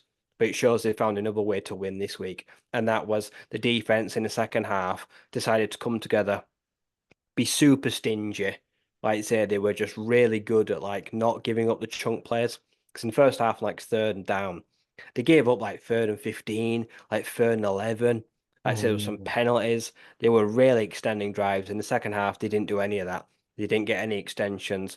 And then when, like I say, Texas State did dial up their big plays, like I say, Alford, the safety, got a big takeaway later in the game, coming under, like I say, a deep shot from his safety spot. And that was one of those plays that kind of felt like it kind of iced the game. It took all the momentum out later on. And in the end, yeah, came back from a big deficit and they were able to hang on for, I'd say, probably the biggest win of Kenny Dillingham's career in Arizona State. Like Yeah, say, a team that was, like say, someone in playoff talk, Texas State, they probably still will be at the end of the year. They'll bounce back from this. They'll be really upset at home to go up really big on a Power 4 team in front of their fans and kind of let it unravel a bit. They'll be pissed. And GJ Kinney was really upset. So they'll use that as motivation. But yeah, for Kenny, this kind of like say is the culmination of 3 years. They've gone 3-9, 3-9, 3-0. So they've already amassed, like say, the win totals. And this team ain't losing 9 straight. Everyone knows it. So they now, like you say, it's just small milestones. Now, what I want them to see is next couple of weeks is make sure you get to a bowl game. Like I said, I need to see 6, 7 wins, and then everything after that is a plus. Yeah. Like I said, how many teams are in the Big 12 now? 16, I 16. think. We're Yeah. about 16. Realistically, a top 10 finish right now is not crazy. Like you said, they're going to start their player this year. this week with a top TTU team, but they've got all the momentum in the world and they're pretty healthy as well. Like you say, all their best players, like you say, are just clicking at all the right times. I mean, we talk a lot about coaches who are doing really good jobs at franchising, but like you said, this is a team that has won consecutive three-game seasons. They were not favored against a G4 opponent. I mean, with no Nope. due disrespect to Texas State. They were Texas State three are a and a great team, half. but They were three and a yeah, half point underdogs going into this. exactly. They were both unbeaten. Can you imagine? You're a Power Four team, and you have been that bad that you are disrespected that no one thinks you're going to go to a G4 team and win. And then when you're 21-7 down, and you're thinking, "Oh God, they were right." They seem to have found their spine now, and Kenny Dillingham has to take a lot of credit for that. He's balanced the offense. He's made the defense good enough. Now, a lot of teams are going to get shredded by that Texas State offense. I wouldn't be worried about that. But the spine they show getting back into that, to me, shows he's doing an absolutely fantastic job. And he's one of the youngest guys in college football still, and he's Yeah. overseeing this 34 change. years old. He's the second youngest head coach in all of like professional college football at the D1 level. Like I say, he cares though. He's from Arizona. He went to Arizona State as well, I believe. I believe he's an alumni. So he bleeds it. He has got big, like I say, Sun Devils running through his veins. And to him, it just really matters. It's really important to him and his family. And yeah, he galvanized them at the half, came out, told them to clean it up, and they did. And yeah, honestly, keeping hold of him is going to be, I don't know, it's going to be really hard. A lot of people, when he was the Oregon offensive coordinator, like had eyes on him. And then the opportunity to come back home, like I say, come back to the state he's from, like I say, was really, really attractive to him. But at Yeah. what point, like you say, does we need to see progression every year on year to make sure that they do keep him around. But yeah, it's been really good so far what he's doing. The fans are back on side because the program has lost the faith of the fans in recent years, and Kenny's won that all back now. Like I said, they'll put him on a pedestal if he wins them a bowl game this year. That's how miraculous the turnaround will be. Like I say, Sam, like I say, is what a redshirt sophomore. Honestly, the kid could go down, like say, with like the guys like Taylor Kelly and some like legendary ASU quarterbacks in recent years that have just gone on, like say, just done great things with the program. So yeah, Cam's gonna move on. He's putting himself in the draft window next year. And what they'll do, like I said, Rashad White, Xavier Valade, Cam Skidoo, like I said, they've had like consecutive 1,000-yard rushes, like 5 years over three backs. They'll go out, they'll find another because they want to play in this offense that will showcase any running back's talents. You come here, you can rush for 1,000 yards because they produce NFL offensive linemen. Yeah, and you can go be starting running back for the Tampa Bay Buccaneers. So, he's done a great job. And, I love that they were able to come back in for this. The Big 12 is going to be better for having a good Arizona State team in there. One team that doesn't look like it's going places, though, and looks like there's just a job there. And sadly, since Mike Leach passed away, Mississippi State have gone from you know, travesty to travesty to the point where 10.5 point group of five underdogs, Toledo rolled into town. They were 11 point underdogs on the road, absolutely twonked them on Miss State's home ground, 41-17. And we wondered, this Toledo team has just lost a ton of talent to the draft because we wondered, they lost their entire offensive line, their quarterback, their running back. They've got so much to replace on the offense. They kept the wide receivers, though, and they walked into town and showed them no respect. First scoring play of the game after about 10 minutes, 4th and goal, and Toledo didn't even have the respect to kick a field goal. They went for it, and they got a touchdown. Junior Vanderos III got a touchdown there, and this just got out of hand quickly.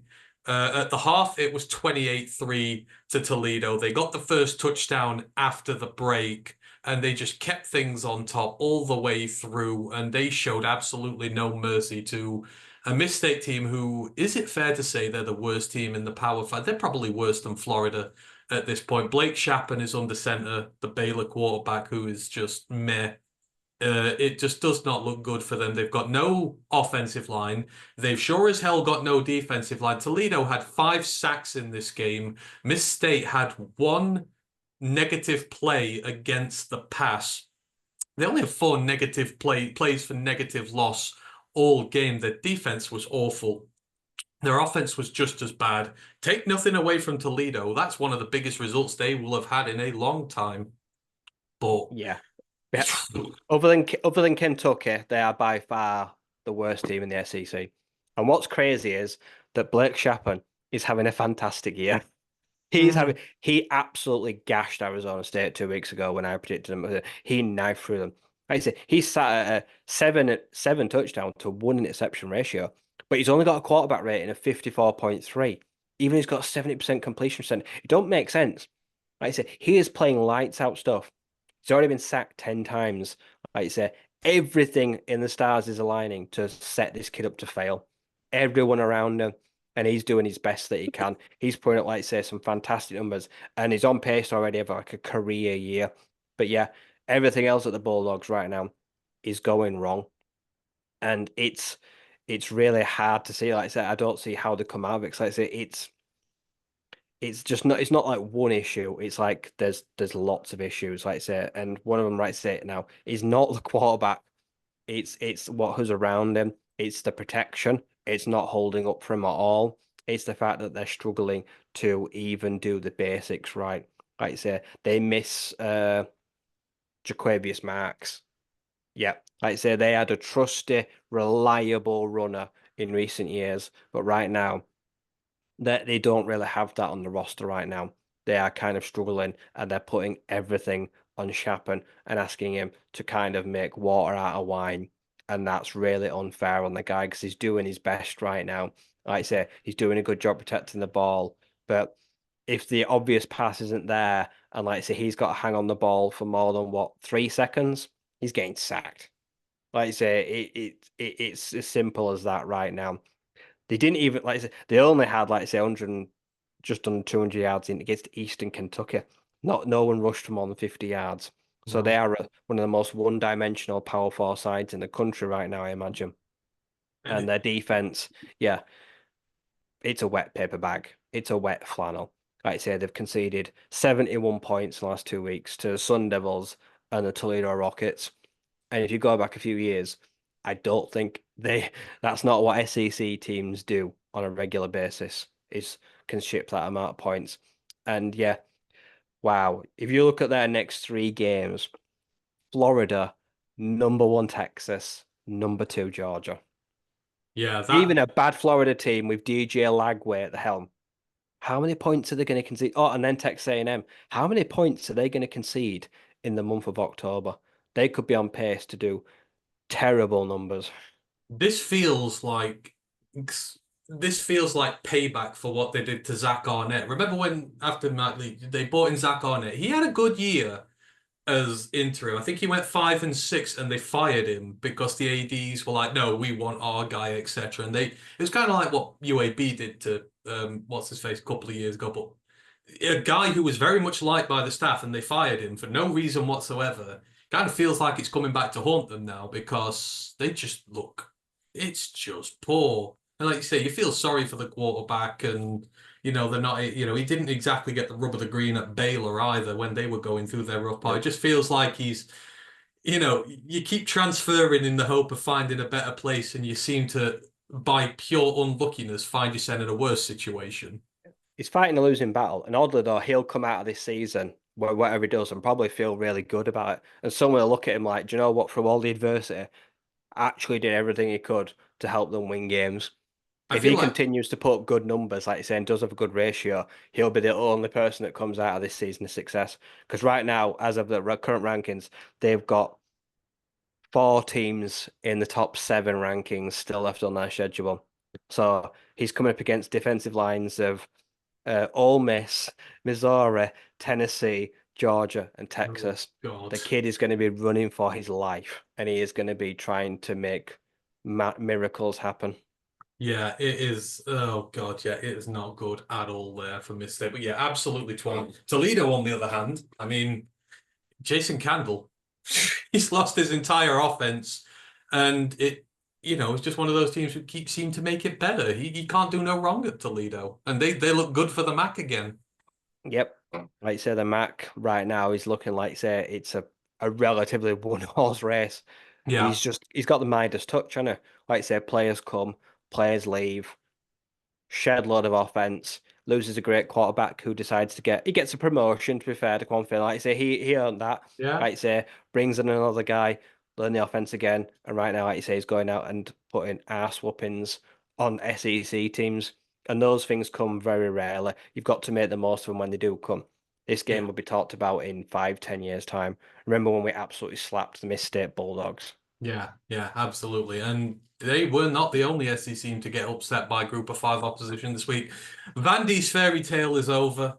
They got taken down by Georgia State 36-32. They were a minute and a half away from winning this, but I think it's the old Pittsburgh quarterback Christian Velu who's at Georgia State now. And in fairness to them, they looked really good. It was a great game. Diego Pavia and that offense looked good for Vandy, but they just can't defend for love nor money. You give up 420 yards to Georgia State, then you kind of deserve to lose. Nearly 200 yards on the ground as well, but a lot of upsets there this week. And then you go into the teams that nearly got upset. And I mean, very few people are talking about this, but we nearly got like the biggest upset of any this weekend. We talked about how bad Kentucky were when they had 6 forward passes against South Carolina, just 6. That is absolutely it. They got absolutely nothing else going against them.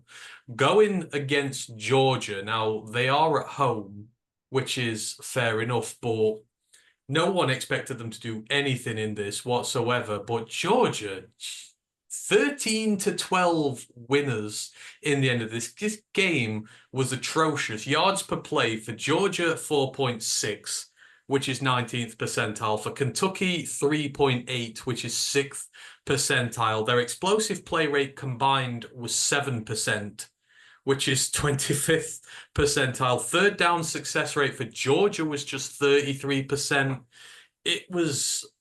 I don't know what we saw here. Kentucky are a bogey team for Georgia. Like the last they said in the last 5 years, I think it is, Georgia have only scored under 20 offensive points 3 times. All against the Wildcats. All I saw against that stat. Kentucky, and they're 3-0 in those games. It's like, we had a lot of high hopes for Brock Vandagriff and co at Kentucky, but I mean, for as good as they were in this game, this offense is he's 14 of 27 for 72 yards.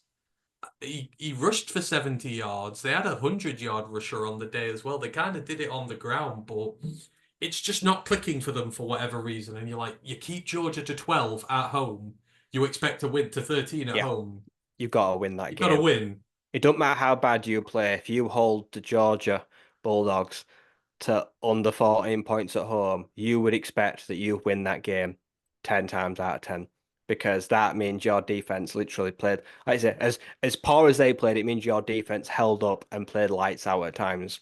And it means they busted and hauled ass to do everything to stop the best team in the nation. And your offense couldn't muster up anything. Like they said, the lack of respect that offense showed to that defense, like it just didn't turn up at all. If they were just remotely even interested in that game, they win.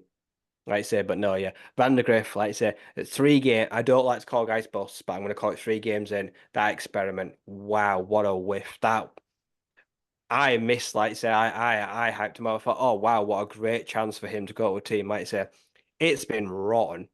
It has looked terrible. And whether it's him, whether it's the offensive line, whether it's the offensive coordinator, it's everything. It's one of the most rotten offenses in the FBS right now. It does not muster anything in general. And yeah, they're going to have a really bad year. There's no two ways about it. It's not going to get any better anytime soon because right now I can't even put my finger on what is wrong. No, like it's weird, isn't it? Like you rush for 200 yards, 200 plus yards they rushed for, I think it was, on Georgia. You hold the time of possession pretty well. I think overall they won it by 10 minutes. I mean, you don't get the ball back off them. They committed 10 penalties for 90 yards, Georgia did. That's probably the worst game they'll play all year by a long stretch of the imagination. And you win the battle, you're running the ball well, you're controlling the clock, and you still can't win. Like you just say, where do you put it? You think Van der Griff, of someone of his quality, he's got a star target in Barry and Brown, who you talked about earlier, who's been one of the best perimeter receivers going, and you can't do it. And it's just flummoxing. But on the flip side, Yeah. this is why Carson Beck ain't a shoo-in for the Heisman yet, because he also looked terrible. Yeah. And You you have know, to, yeah, it don't matter how bad you play, you've got to find a way to beat bad teams. You can't let them. Kentucky want to drag you down to their standards, and right now their standard of football is garbage. You can't let them do that to you. You've got to find a way to keep your own standards. And don't get me wrong, there were some crazy plays like the pick six that was overturned, like you say, about the incomplete pass that changed the whole momentum. Like you say, like there are kind of things where you do. A lot of people said like the referees and no one wanted to let Georgia win. And sometimes I watch a game and I kind of feel like sometimes maybe you're on at something and no one wants to see Georgia lose. what did you make about that call? I thought it was garbage and should have stood. I didn't see enough to overturn that and call that an incomplete pass. I didn't. Like, not even close. When that happened, I thought, yeah, Georgia are winning this. I didn't think it'd be that close, but I thought that was an absolutely bogus call. Like, they called it on the field as well. Like, you've got to have Yeah, you've indisputable got to indisputable evidence. evidence. It's not like they Like, if just they'd went have, and reviewed it. They called no, it a touchdown. yeah, if they'd have not called it to start with, then I could have understood that because there would not have been enough to overturn it in favor of giving it. But the fact they gave the touchdown and then overturned it again was ridiculous. Georgia should have lost that game, and it is Kentucky's fault, but the refs didn't help either. So, Georgia, massive scare there, and now not the number one ranked team in the country. That honor goes to Texas, which of all teams, we'll talk about them in a minute, but other teams who escaped this week in terms of upsets. Missouri, number six ranked Missouri at home to Boston College, won by 6, 27-21. Don't know if you saw that, but Boston College, they feel legit this year. That Missouri team is good, and they hung with they were behind a bit in this, but they kept pegging them back, and Missouri were never comfortable in this. But great game of football, and BC should be in that ACC title hunt as well. Yeah, Thomas Castellanos, like it says, picked up where he went off last year, and looks really good. That line's protecting him, and he's spreading that ball all around the field. And like I say, yeah, they're just playing good, solid contra football, and they're just hanging in games. Sometimes Yeah. that's all you can do. They're giving themselves a chance to win really late on, and that's like I say, the sign of a really good team. He just had that one boneheaded interception he threw, I think, on his own 20, but outside of that, he was really good. And they looked step for step for good. They kept Burden quiet for the most part. A secondary is damn good. Luther Burden is the best receiver in the country, potentially. And they made him, he had some big plays in this, and he looked really good. But for the most part, they kept him quiet. Other narrow ones, App State nearly got upset by East Carolina. They won 21-19. App State have not got going yet. That offense is still trying to find its way. Arkansas looked very bad against UAB at home. They beat them 37-27, but UAB were winning for the majority of this game. Duke escaped with a win from UConn 26-21. But maybe the luckiest escape of all this weekend, Ryan, goes to Charlotte. We called the Gardner Webb upset this week. Gardner Webb at Charlotte, they look awful, awful at this moment in time. And they were down by 17 in this, but they stuck away a 1-point win. And Biff Poggi lives to fight another week. But this kind of feels like more of a dagger into him than a savior. Gardner Webb looked really good, and Charlotte just looked trash. Yeah, it's not exactly, yeah, it's not a redeeming win. It's a 1 point scraping victory against what was a winless Gardner Webb, who were 0-2, like I say, and were all at sea. And they looked at this game as a free hit, which to be fair it was, and they treated it like one, and they left it all out there, and were very unlucky not to get the win. But yeah, these are the teams where it doesn't really matter how bad your season is. You kind of just have to some weeks go out there and put on a clinic and prove why there's a whole subdivision between you. You can't Mm. let them, again, can't let them drag them down to your level. That's how these get these upsets. They make it ugly. They want to run the ball. Like I said, they want to get penalties.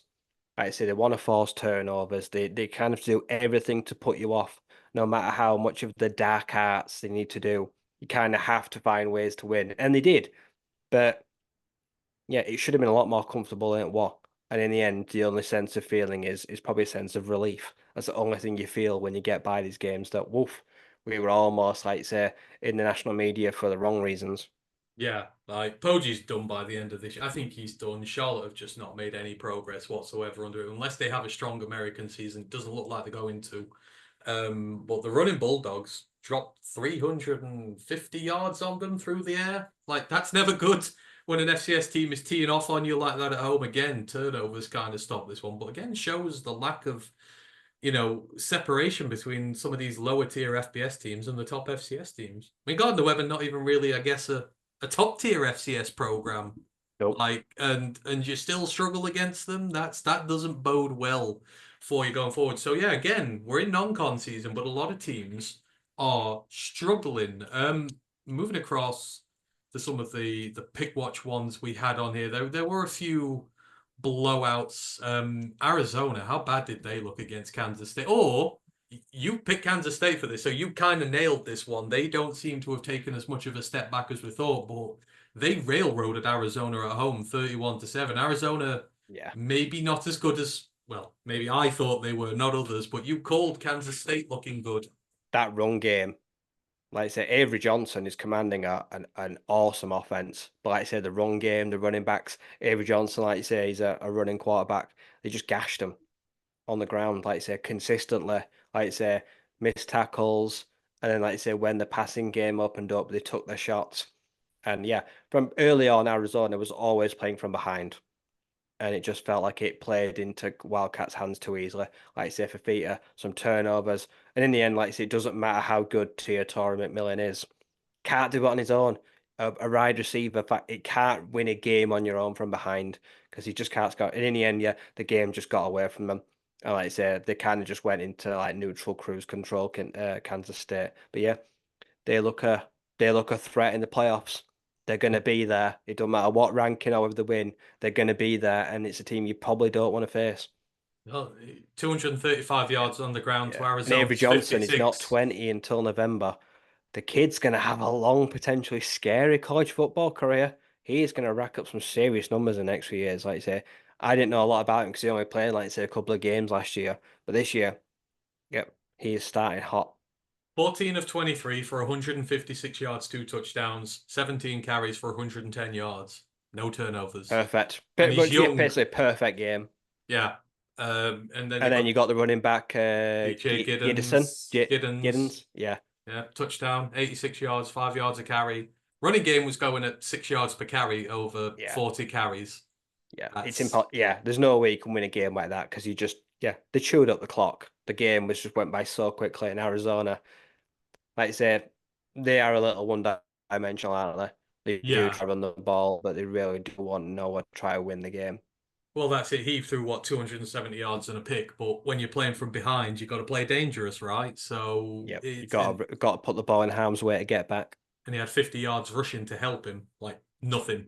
So, you can't really blame him for that one. But yeah, Kansas State got to reassess them now. They look dangerous, and this Big 12 is just going to be so competitive. What wasn't competitive was the Oregon derby. Oregon absolutely smacked Oregon State 49-40.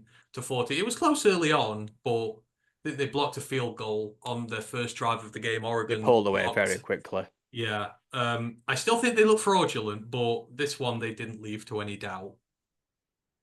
No, like I Oregon. say, yeah, they started off trading blows, kind of filling each other out, and then when they realised they don't have the offense to hurt us, they kind of like I say ramped up the pressure a little bit. Like I say, Gabriel again, yeah, warmed up the arm. Like I say, defense, like I say, by the time they pulled away, it was really over for them, wasn't it? Yeah, I'm ready to see Oregon play a real team and see just where they're at because I feel like at the minute they've not had a challenge and we'll soon find out a lot about them. But they absolutely blew them out there. Cincinnati beat Miami of Ohio on the road 27-16. I lost on that one, but battle for the bell. Cincinnati are the Power Four program. They showed that there. Florida were terrible at home. They lost Yeah. 33-20 to Texas A&M. And Connor Lagway Weidman. definitely looked like a freshman. Connor Weidman didn't even play. Well, Mertz got hurt in there, and then they started rotating them, and then it was just this weird smorgasbord of like you didn't know who was in when. Every time I like switched it over back to it, there was a different quarterback in. And more worrying for them is Connor Weidman didn't play for Texas A&M. They brought in Marcel Reed, who's their youngster. He had a 11 of 17 for Very clean game. 178 yards, 2 touchdowns. Yeah, Le'Veon Moss ran them over on the ground. Mertz and Lagway combined had 3 interceptions thrown and just 2 touchdowns, 240 yards. They like Lagway looked like he did, but this was kind of like another battle of icky teams. But Texas A&M were dominant, and Florida. I feel sorry because I like Billy Napier as a coach, but I feel like he's going to be at Louisiana this time next year when they fire DeSormu and he goes back because he's been fired. Yeah. The fact that he's basically come out and said, like you said, I'm going to do a rotation. Like I said, but Uh, Mertz, like I say, we don't know. Well, yeah, we don't know about serious Mertz is hurt. Like I say, now, I mean, not for the best things. Now we're going to be forced to see Lagway, I imagine.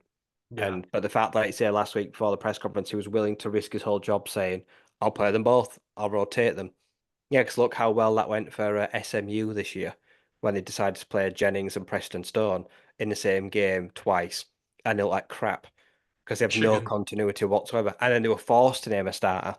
Now you're going to force me to name a starter. Like I say, yeah, his job is resting on. Like I say, it won't cost him his job, DJ Lagway, but like I say, we're going to see a lot of play this year where he looks like a freshman. Like I Yeah, say, and I've seen the best of him, but it was an FCS game, wasn't it? yeah, Like I say, way through like 5 touchdowns, 450 yards. Then he goes in, gets chucked in, like I say, in a muddy game. Like I say, he looks very bit the inexperienced player. So yeah, yeah. yeah, Napier, the fans want him gone. Uh, I don't know. We'll see if Napier lasts the year. I Doubt think they it. probably do, and the day after the season, they probably get rid of him. I think he survived because they called a press conference at 7 Yeah, a.m. a on lot Sunday thought they were going to be morning. fired on Sunday morning. But I mean, they played. I think if they lose to Miss State this week, he's done because Miss State look like the worst team in the Power Four.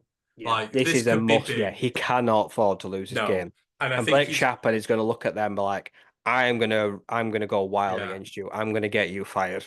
And I don't think even like a small win. I think he's got to like destroy them. Like he's got to go out there and win by 20, 30 points and show that actually we're not right at the very bottom. We are still somewhere. But yeah, I agree. He's in a lot of bother there. The other pick watch ones we had, Colorado destroyed Colorado State. Wasn't even a competitive game It was really. not pretty. No, no. We that Colorado State talked a lot of shit, and they got that ass handed to them. Yeah, yeah. It doesn't really say much for Colorado. You're beating a group of four program, but yeah, I was disappointed. I stayed up to watch this and I kind of wish I hadn't. To show how good the Big 12's going to be this year, one of the funnest games I saw this weekend, UCF and TCU. 35-34 and use and this is like these are mid-tier teams. You don't talk about these in like the upper echelons of the Big 12, but both very capable. Josh Hoover at TCU threw for over 400 yards and 4 touchdowns, but on the flip side, a lot of Jack people have Beck been had like giving didn't Jack Beck like a 200 200 like yards 200 receiving yards? 200 yards and a touchdown on 9 catches. Like they went crazy and they were up big in this, but their Yeah, inability, because they were up they threw that away 31-13. Yeah, crazy. they were up 31-13 with 5 minutes left in the third.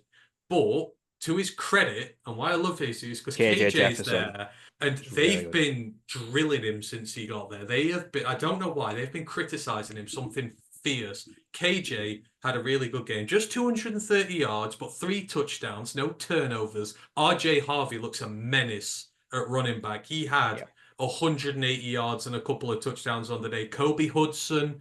I mean, we're talking about two very high-powered offenses here, and this is like mid-tier Big 12 football, and it's one of the best games of the week. That's how deep the conference is right now.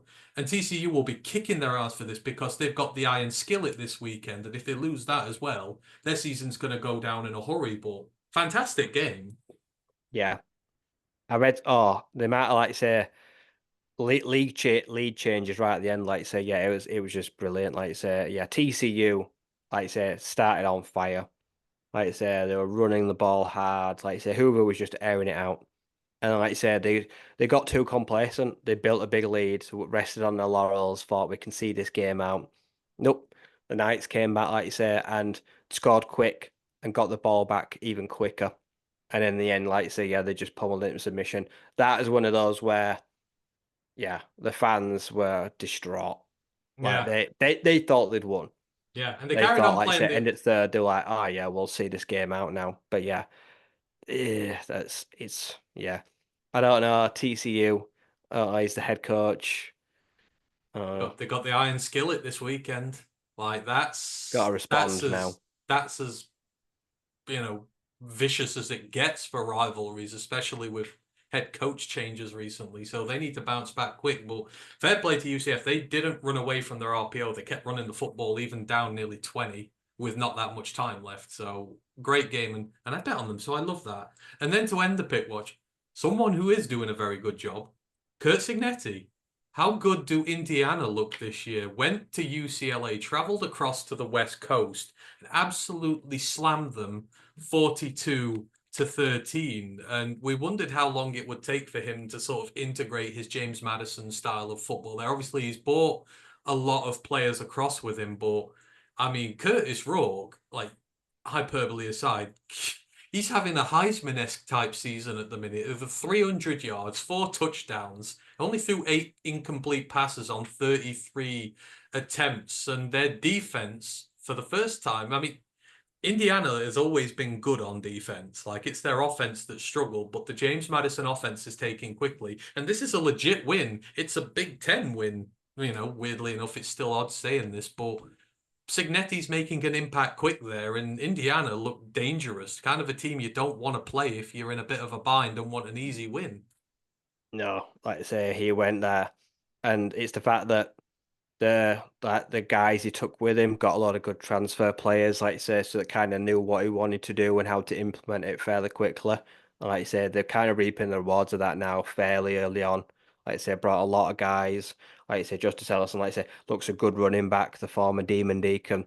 That was a good pickup for them. He's having a really good year. He's averaging 8 yards a carry already throughout this year. So he's looking like someone that could really put the team on his back this year. Like I said, there's talent all across the board there, really good. Like I say, receivers are all pitching in, they're doing the job, which means they don't have to rely on one guy that's able to take away. So yeah, it's been a really good start to the season for them. Like I say, it just gonna get better. Like I said that the more they play together, the quicker, like you say, they gel. It's going to be really interesting to see how much if they can make a splash when they come into the next stretch of games, like I say, where they get into their big rounds of play now. Yeah. Like I say, the Marylands and Northwesterns and the like I say Nebraska, Washington. Can they be competitive against these sides too? Like I say, currently they've dispatched everything that's been in their way, and they'll no doubt this way they'll absolutely blast Charlotte. That's going to be really ugly this weekend for Charlotte. Yeah, yeah, And then, like you say, absolutely. Indiana, like you say, Maryland, that'll be the kind of game straight away I have circled because the Maryland quarterback as well has started this season really well. They look And good. that could be like a fireworks kind of game. Yeah. Hoosiers football, it's back, like I say, and they're a fan base that it's not been kind to them last few years. And it's good to see that they're like enjoying the football again. And like I say, long may it last. UCLA football's not back though. Ethan No, Garbers does not look good, and that entire no, team does not look good. it's got worse. They're going to struggle in the Big Ten this year. If you're getting twonked like that by Indiana, you are not going to be able to survive playing in the Mid East so much. It looks rough indeed for them. Pretty much. Are there any other games you want to mention from weekends? Obviously, I think we've not really talked about any of the blowouts, but if there's any blowouts, anything in particular you want to mention? Like Tennessee, I know you did mention. What was it, 60 at halftime Yeah. against Kent State? Kent State, yeah, they offered Kent State a running clock from the half, or they said we'll go to like 2 10-minute quarters. And Kent State said, "Nah, you're all right. We've got this far. You've already kicked our ass. We might as well just finish the game." It's yeah, that was rough. Nicky Iamaleava only played one full game so far in three. Like Tennessee just blowing everybody out left, right, and center. There was a good one. Eastern Michigan beat Jacksonville State 37-34 in double overtime. Michigan, I guess we must meet Michigan, but Oh my God, talk about quarterback battles. Davis Warren threw 3 picks. Arkansas State, to their credit, looked really good. And even Brent mentioned their quarterback, the freshman from last year. His name escapes me right away, but Arkansas State looked good, but Michigan looked terrible. Like you fear for them with USC coming this weekend. That defense is good, but the offense keeps turning the ball over and can't run it. And there's only so much you can do when you're on the field getting battered all the time. Yeah, it's not ideal as well. Like I say, now they've benched Warren, Yeah, so and now Orji's they've in. let him throw 3 picks almost through a game, and then bench him.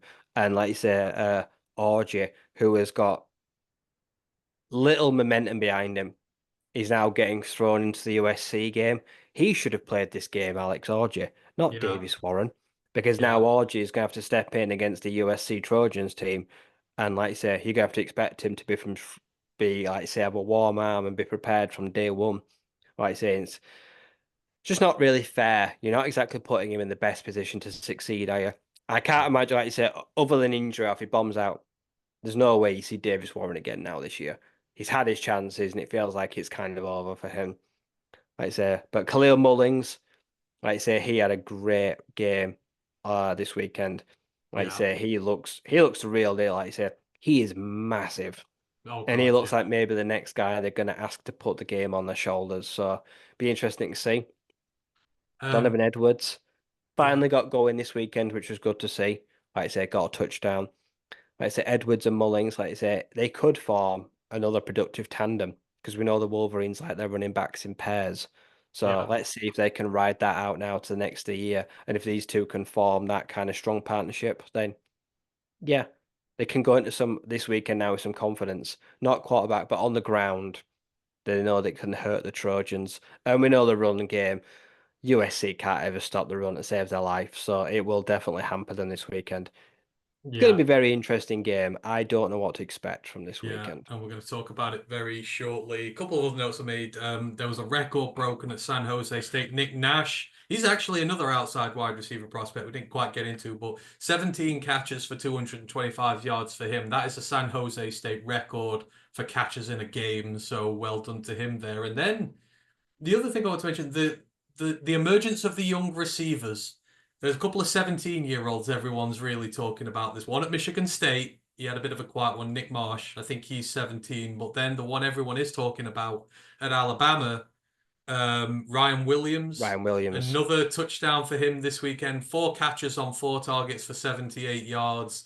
He's settled in with Milrow. I mean, like, there's a reason everyone's talking about him now. 17 years old and he already looks like a seasoned pro. Yeah, a lot. I've seen today. I can't remember where it was. Like say, a four-star receivers reclassified from 2026 to 2025. These kids are smart. They're getting their degree. They're getting their high school diplomas early to go play college football at like 16, 17, 18.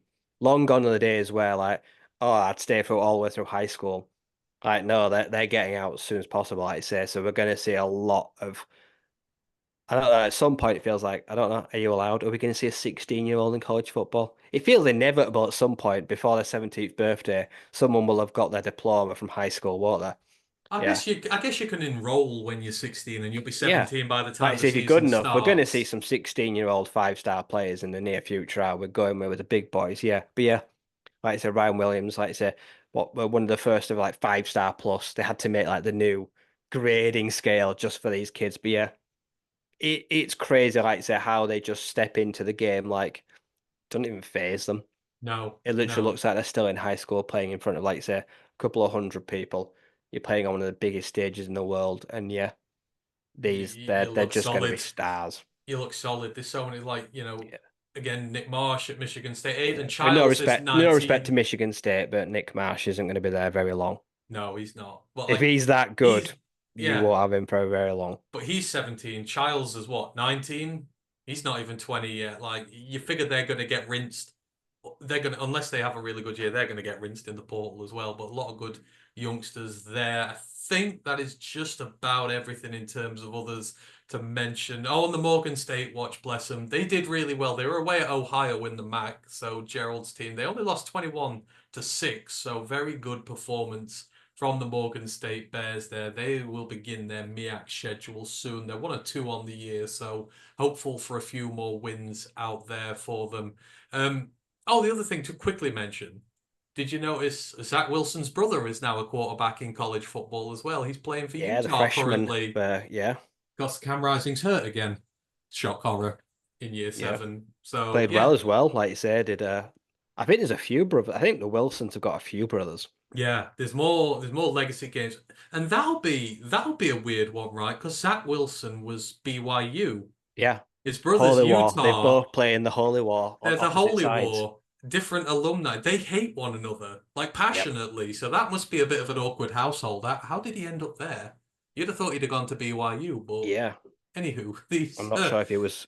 I'm not sure if he was ever committed to BYU. Oh, I don't know. Maybe. We'll have to see. Yeah, outside of that, just a load of blowout wins, really. Ole Miss, blowout again. Tennessee, blowout again. Texas, blowout again.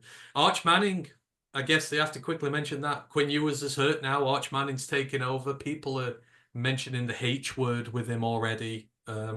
Far too early, but he does look settled in that Texas system. I know he's coming in at the end of blowouts, but he does look pretty good. Yeah. Like I say, I've read that they're not worried about the Quinn Ewers injury, which is good because, like I say, Ewers is a legitimate Heisman candidate. I saw Yeah. today he actually goes first overall in like one of the CBS mocks. I don't think Mm. that's crazy. No, Like I say, no, I don't. If it's I believe in Arch Manning, but does he put them in the best position to win the Natty right now? I don't think he does. I think if Quinn Ewers is fine this week, he slots straight back in. yeah, Arch will get his time. It's going to come. It will be with Texas. He just has to wait and, like you say, pick up the scraps.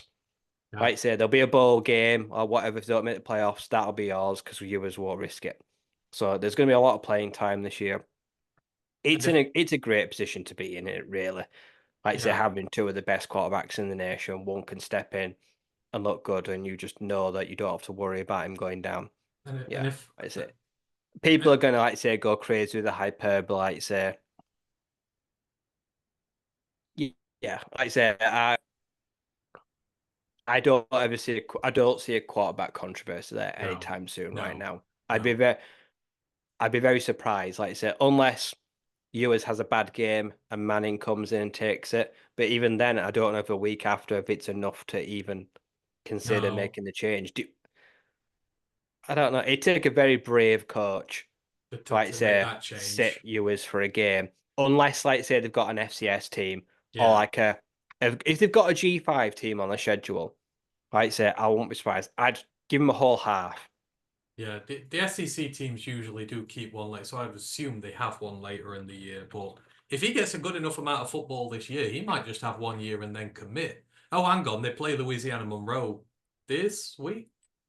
So actually, we might see him this week. If it's Louisiana Monroe, the Warhawks are one of the worst teams in FPS. So Yeah. maybe we will. Maybe you sit I just Ewers look for that. Isaac Wilson. His first offer was BYU, Oh, uh, oh, and he went on an unofficial visit. He visited as well, oh, and he decided oh. a couple of months later, he never accepted.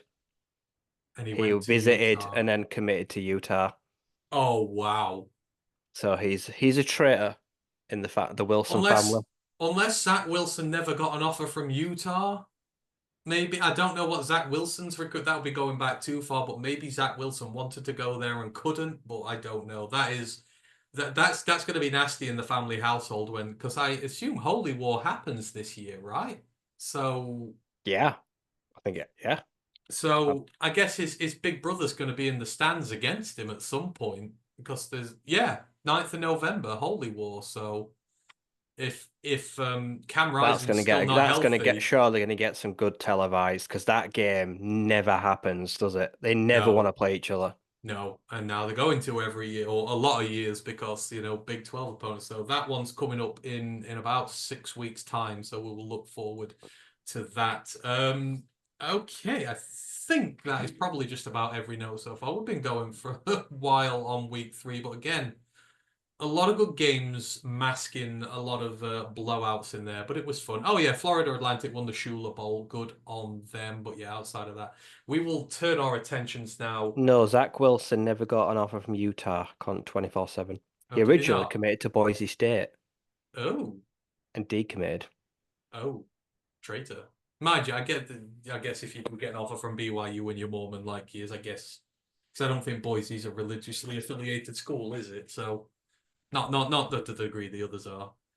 So Wilson brothers on opposite sides of the holy war. Who knew? Right, let's dive down into week 4 then, because we are starting to get into conference season now. We're starting to get some of the matchups. It really starts next week, but we've got 3 top 25 matchups kicking off the pick watch this week. We had a good week last week, right? You went 8-2, I went 7-3. A whole bunch of guys went 5-5, so it was hard enough, and we got some really good picks in that week. So let's see if we can carry this on.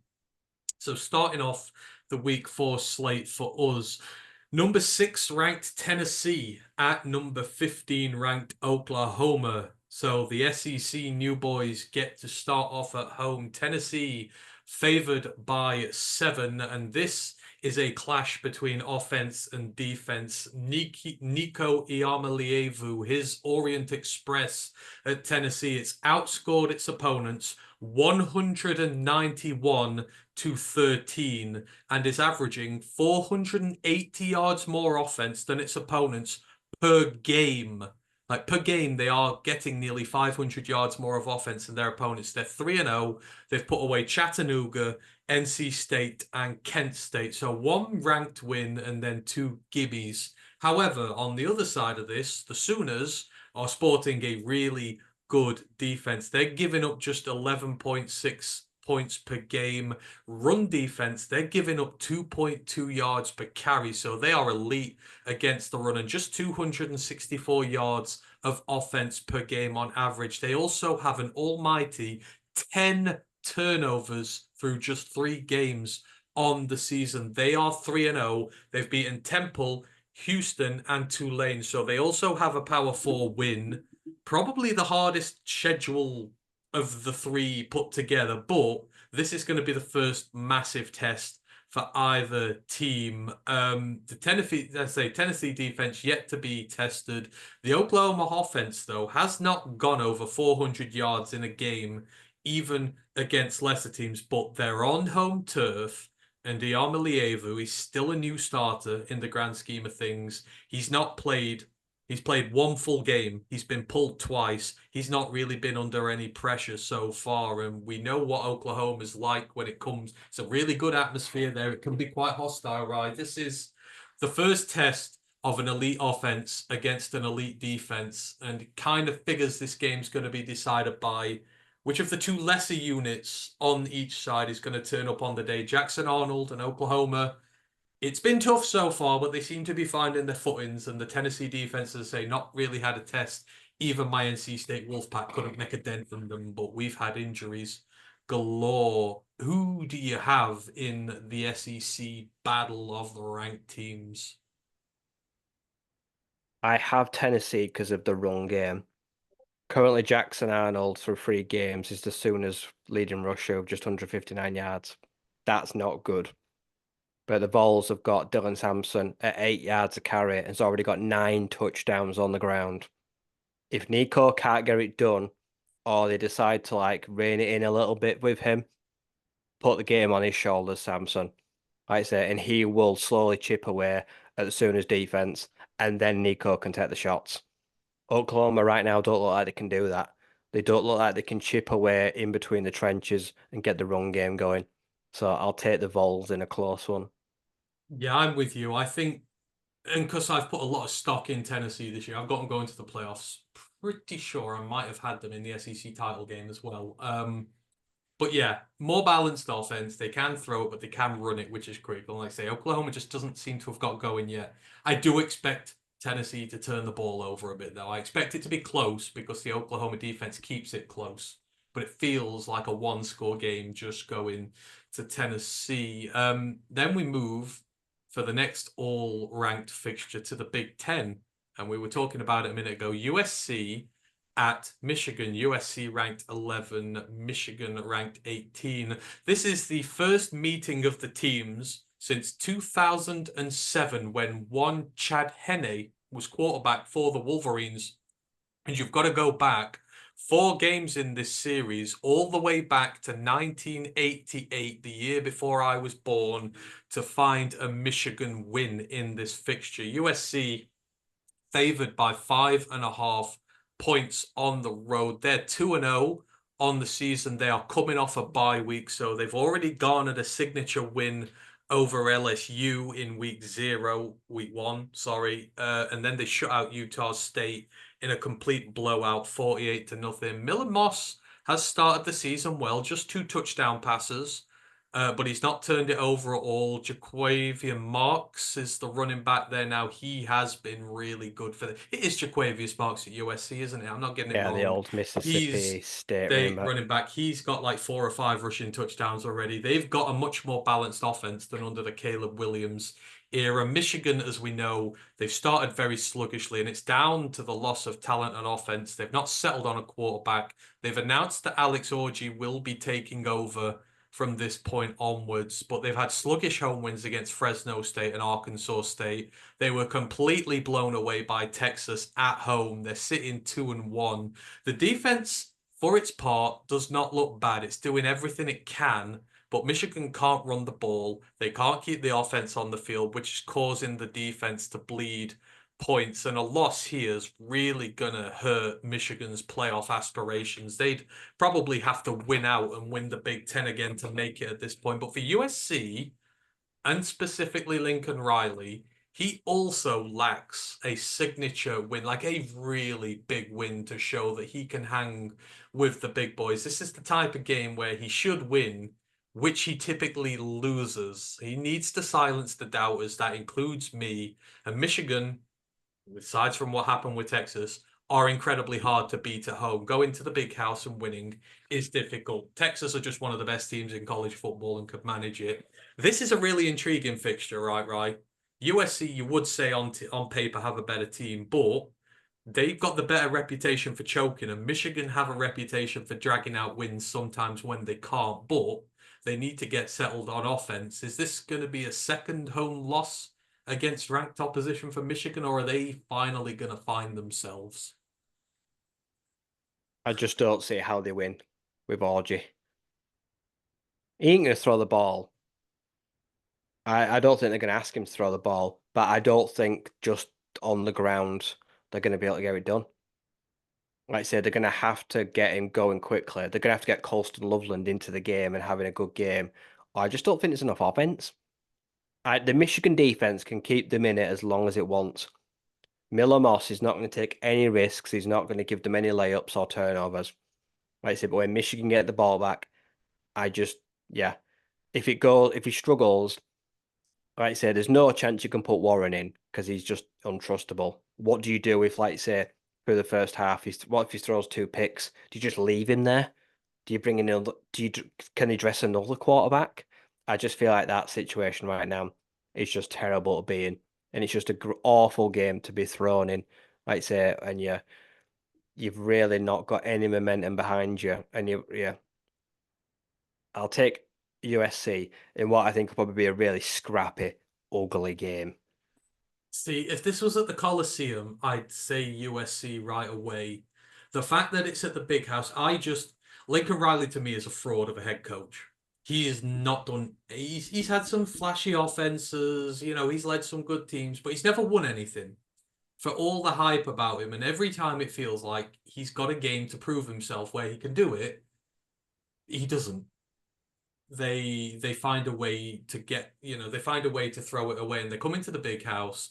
It is Michigan. I know they've got problems on offense. It just feels like this might be the time where they'll pick on Miller Moss. If they can start getting Moss to throw interception, if they can get short fields for this offense that's not doing well, Mason Graham, Kenneth Grant, if that interior can really have a go at this USC O-line and force him into errors, I've got a Michigan upset here, and I hate this because Danny's going to call me a closet Michigan fan, but this is more Lincoln Riley. I think he's a complete fraud, and I don't trust him. So I will pick Michigan. If USC win, great. Michigan lose, we all win. But if not, I can say I was right. Next up, our third ranked battle. We go down to the Big 12. We've got Utah at Oklahoma State. Utah ranked 12. Oklahoma State ranked 14. Utah are 1.5 point favorites for this on the road. And if healthy, this Is will be Cam the Rising going to play? battle. He is meant to, yes. So this is the battle of seventh-year quarterbacks. You've got Cam Rising on one side and Alan Bowman on the other, both seventh-year guys. So Utah are 3-0, wins over Southern Utah, Baylor, and Utah State. But as I say, they are dealing with injury problems to Rising, but he's meant to play. Zach Wilson's brother Isaac, currently starting quarterback. He threw for 3 touchdowns in his first game, which was quite ironic because Utah were facing Bryson Barnes at Utah State, their former starter. So Utah were able to get one over on him. The Utes defense continues to be good. They've just surrendered 23 points over 3 games, so giving up less than 8 points per game. That's strong as it always is. Oklahoma State 3-0. They've beaten South Dakota State, a good South Dakota State team, an overtime win over Arkansas from the SEC and Tulsa. The offense is humming. They have scored at least 39 points in every game so far. Alan Bowman has thrown 9 touchdown passes. Ollie Gordon is continuing his great run of form. He had one Dickey game, but he's had 2 really good games here. This again feels like offense first. This feels like Utah's defense against Oklahoma State's offense. And then which of the 2 elite ones can come out on top, and then which of Oklahoma State's defense and Utah's offense can be the best out of the other 2 units here. But this is an intriguing one. It's very close. Utah, Oklahoma State. Utah's defense can win on any given day. Oklahoma State's offense can win on any given day. Do you see a team with a clear advantage here, Ryan? Yeah. Alan Bowman's having a career year. And I know I shit on him. I was not exactly kind about him for the start of the year, but yeah, he's having currently on pace for his best year in football. And like I say, it's 7 years. He's probably going to beat all his numbers. The Cowboys look incredibly strong on both fronts, and yeah, I can't trust Cam Rising anymore. Like I say, he gets back healthy, and like I say, just unable to keep himself fit, and it just doesn't feel like the kind of game where you're throwing, like you say, experienced freshmen to go toe to toe with, like you say, one of the most experienced QBs in the country, and not to mention Ollie Gordon, who's already got 60 carries. He's literally already got, like say, a full workload for 3 games. Yeah, I can't see past the Cowboys at all winning this, and it could be comfortable. See, this is tough. Like you've got 2 very experienced coaches, Mike Gundy versus Kyle Whittingham, 2 of the most experienced in the game. I can't. It's because Oklahoma State are capable of such great wins, and then they'll follow it up with the worst of losses. But then Utah will always, every time I bet against them, they seem to pull one out of the bag. I feel like I'm on a hide into nothing here.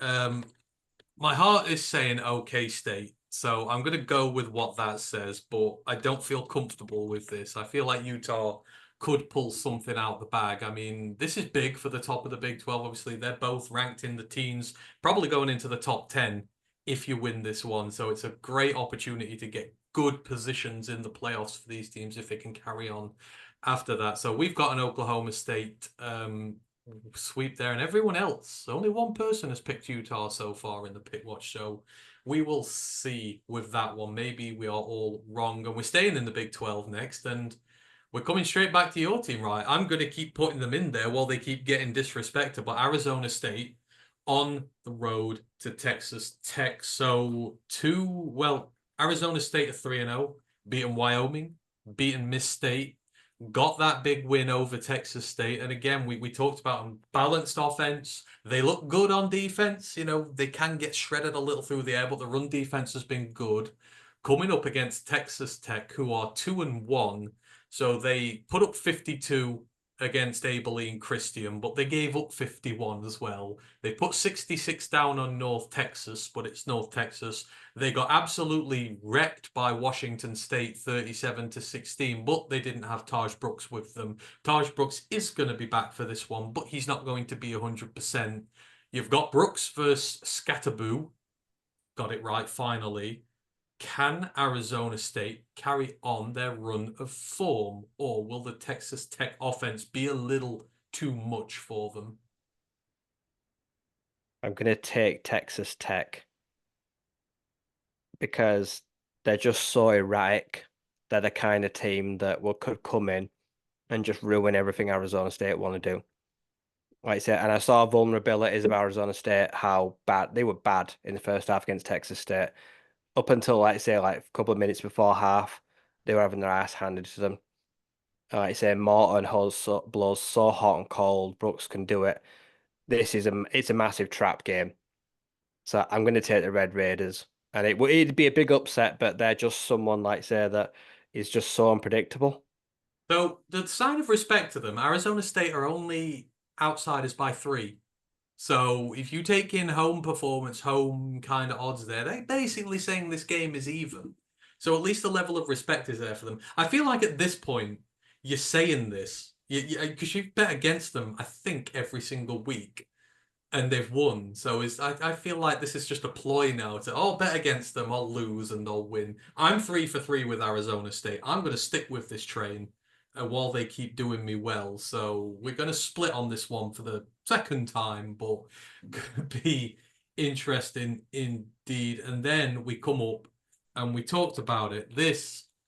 We talk about the battle for we talk about the Backyard Brawl being one of the most hated rivalries in college football, but I don't know if this one even has anything on the battle for the Iron Skillet. TCU, SMU. This one is TCU are on the road. This is one where it's not for the faint of heart. TCU obviously coming off that heartbreaking loss to UCF, which has meant their Big 12 campaign has got off to a really bad start. But they put 34 down on Stanford. They put 45 down on Long Island. They did put 34 down on UCF. So this is a Josh Hoover-led offense, which has gotten going very well, but their defense is struggling, let's say. But SMU have had a bad start to this season, so they barely slipped by Nevada 29-24.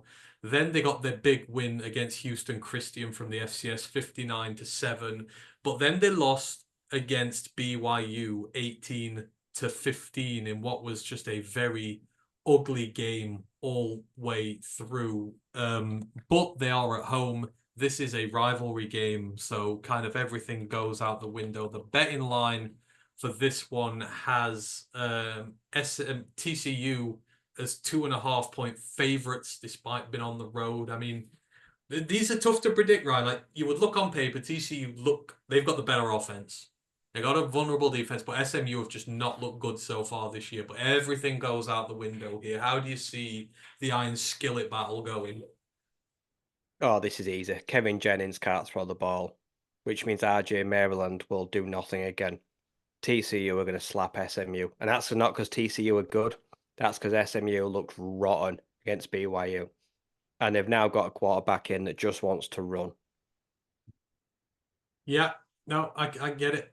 They do look like they've got the better team. SMU have just looked poor. And again, they're suffering because they didn't pick a starting quarterback. The fall of Preston Stone is something to behold. He got 2 games and he lost his Preston Stone will job. be better against TCU defense. Yeah, I feel like he will come in to this one at Yeah, some point. we'll see both. When Jennings can't run the ball and they can't score quickly, Stone will come back in. And Yeah, that's where it'll all unravel. yeah. Probably start throwing picks because they'll be so far behind. I think it should be good, but this is a game where it'll probably have 20, 30 penalties in there. And it is really. So we are done on that. So next up, and another team who I'm going to keep putting in here until people stop picking them. We've got Florida State at home again. This is their 3rd consecutive home game now. They're playing against the California Golden Bears, who are 3-0 on the season so far. So they had their layup in the FCS against UC Davis, a narrow win over Auburn, but they got 4 interceptions of Peyton Thorne, but maybe that's not a praise for California's secondary so much as an indictment on Peyton Thorne. They've beaten San Diego State 31-10 as well. I mean, this Cal team, Mendoza, the quarterback there now, he's been doing very well. They've got a running back room which is deep. They've got Jaden Ott there. They've got Star Thomas there, or Jivian as he's called. They're 3 deep there. Who else have they got there as well? Jamal Wiley they've got there. This is a very potent offense, right? Florida State have really struggled against the run this year. And we know what Florida State are. DJU struggling. They can't run the ball even against group of 4 oppositions. The defensive line's been a massive disappointment. The secondary got shredded by Memphis. This is just a team without rhyme, reason, or direction. But at some point, you also feel like they have to start fighting back. And if they do start fighting back, then they can beat Cal and they can beat this run offense. But is this the week they do it, or are they just going to carry on in free fall? Are Jade Knott and Star Thomas just going to come in and pile on the misery for Mike Norvell? See, I look at this and say that Jaden Knott is probable, so he's most likely to return, but their 2 starting wide receivers are out. So it looks like for Cal, it's going to be a trial by ground. Yeah, ground and pound. I think Cal will just win this game. I don't think I don't think they'll blow them away, but I just think in the trenches and on the ground, they may have too much for Florida State. Yeah. And like you say, they have got the ability to take the ball away. Yeah, it's tough, but yeah, you figure they're gonna get some picks off DG. Just nothing seems right. No fans are turning up to Doak Walker. You know, the atmosphere doesn't seem to be there. Something just feels inherently broken. And as much as they are going to fight someone Cal eventually, have shown they can win without Jaden Knott. So even if you get him back at some form of percentage, that could only be a good thing. yeah, yeah, I agree. I think you're gonna, yeah, it's the Cal look good. They're 3-0. I think they're gonna come and they're gonna do they've got the run game. That's the critical thing. If they weren't running the ball so well, then maybe I'd have some concern that they wouldn't be able to do it. But yeah, I'm with you. I think Cal are going to do it there.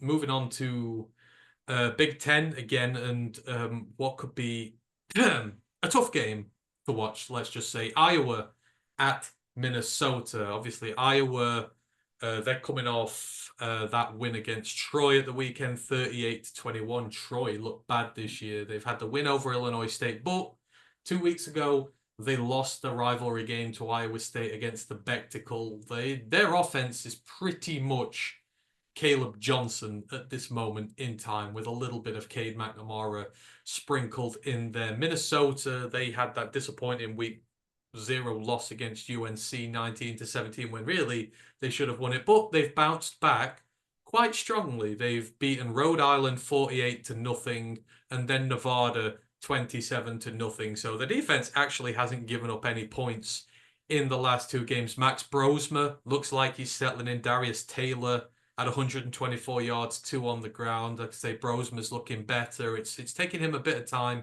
He looked really good against Rhode Island.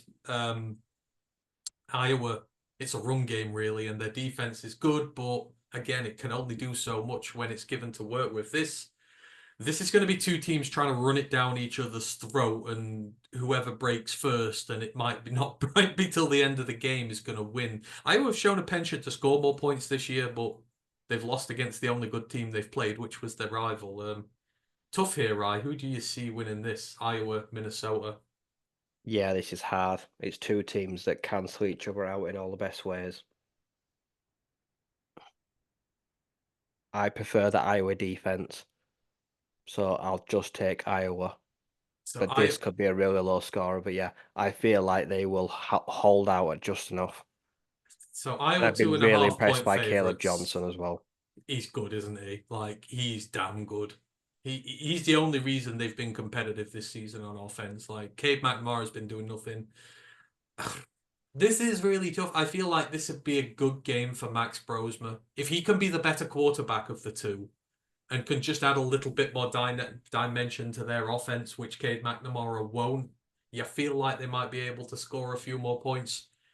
I, oh, this is going on an emotional one here. I will pick Minnesota for this, but I would not be surprised if they lose. But I'm rooting for Max Brosmer. Hopefully, he's able to do something good there.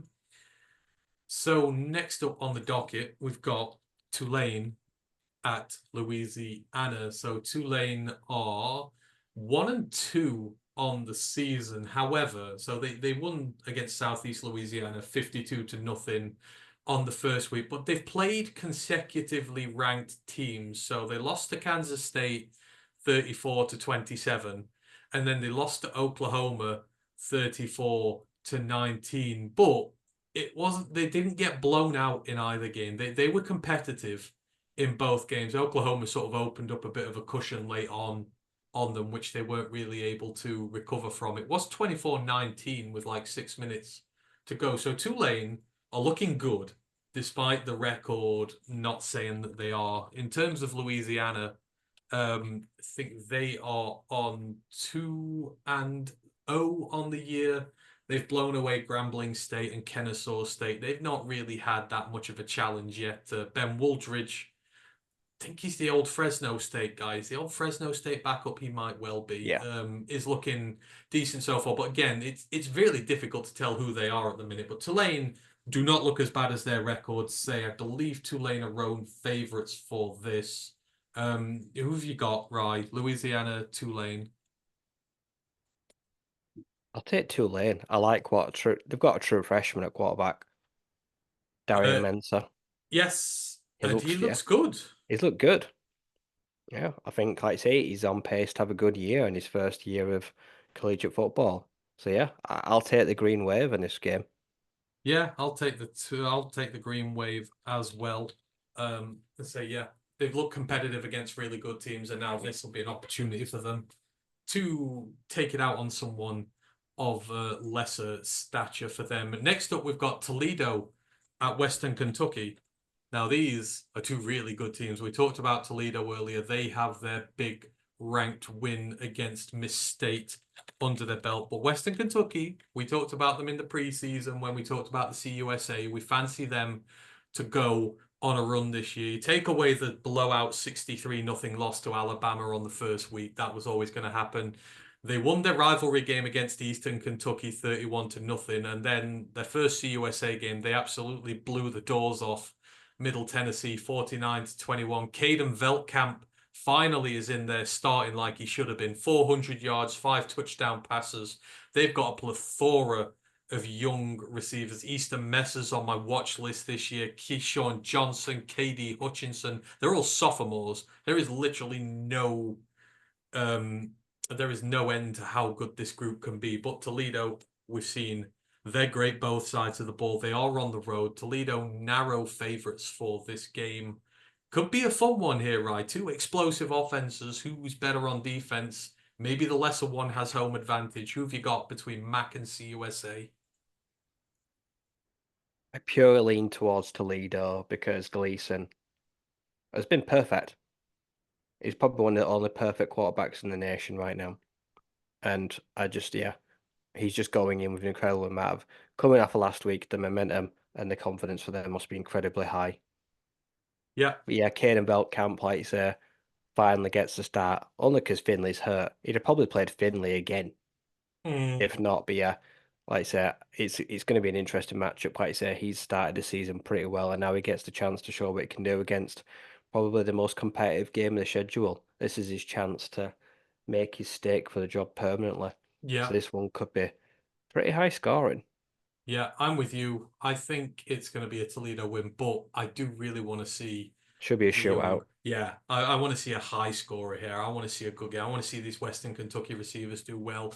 And then an intriguing one to finish. Rutgers at Virginia Tech. So for as much crap as we've given him on this show, Athan Manis has had a good start to the year. Now, bear in mind they have played Howard and Akron, but he looked bad against regular teams last year. It He's helps him one of throwing, the best running backs in the yeah, nation. He's throwing 62%. He's thrown 6 touchdowns to just 1 interception, 377 yards on the year. So Callie Manis is doing it in the air, and Kyle Monangai is an absolute beast. We've got him as the best running back in the Big Ten. What was it? 208 yards and 3 touchdowns in his last appearance against Akron. This is... And in 165 v Howard, he's had 2 games where he's gone over 160. Yeah, this is a very dangerous offense, and this Rutgers defense is really good as well. We've seen it produce DB after DB after DB. There's a lot of talent going to the NFL here. This is a good Rutgers side.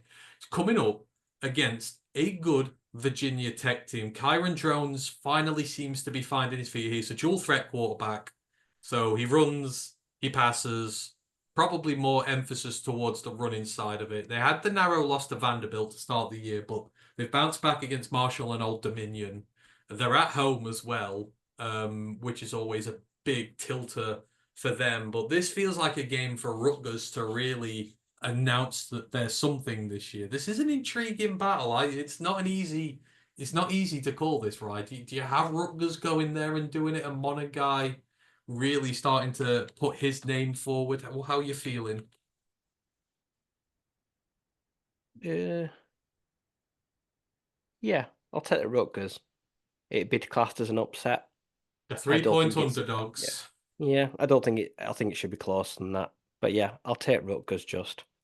I like Rutgers as well. There's just something about them that is drawing me towards them. I like them as a team, and I do want them to do well, even if I've slandered Callie at Manis so much there. So that is our picks in for the pick watch there. In terms of other games that are going on this week, we'll go through all the ranked stuff first quickly when I can get in there. So we've got the weirdest ranked matchup of them all. Number 24 Illinois at number 22 Nebraska. Now this is interesting because this is battle of the teams trying to force their way into relevance in the Big 12. So you've got Altmaier on one side, who's looked really good for Illinois. He's got weapons. He's got a good team. But Nebraska, Dylan Raiola, it's hard to argue that they don't look great right now. And that defensive front seven is smothering. This feels like it could low-key be a game of the week that nobody's looking at. Yeah, this one should be really interesting. Like you say,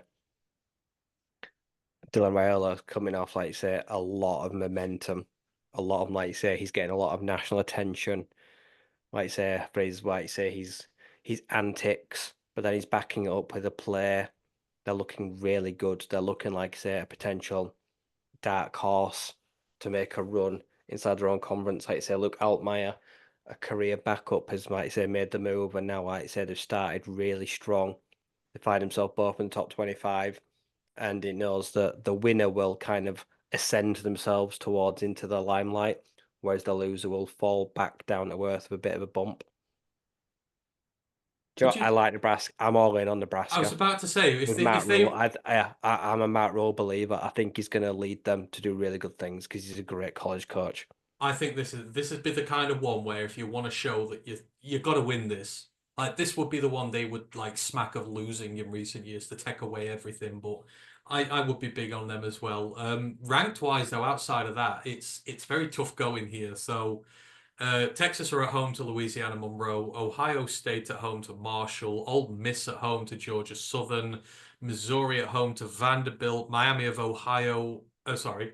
Florida are away at South Florida. The Bulls dropped 50 this week. I don't know. Could we sniff an upset there? Either Bulls over the Hurricanes?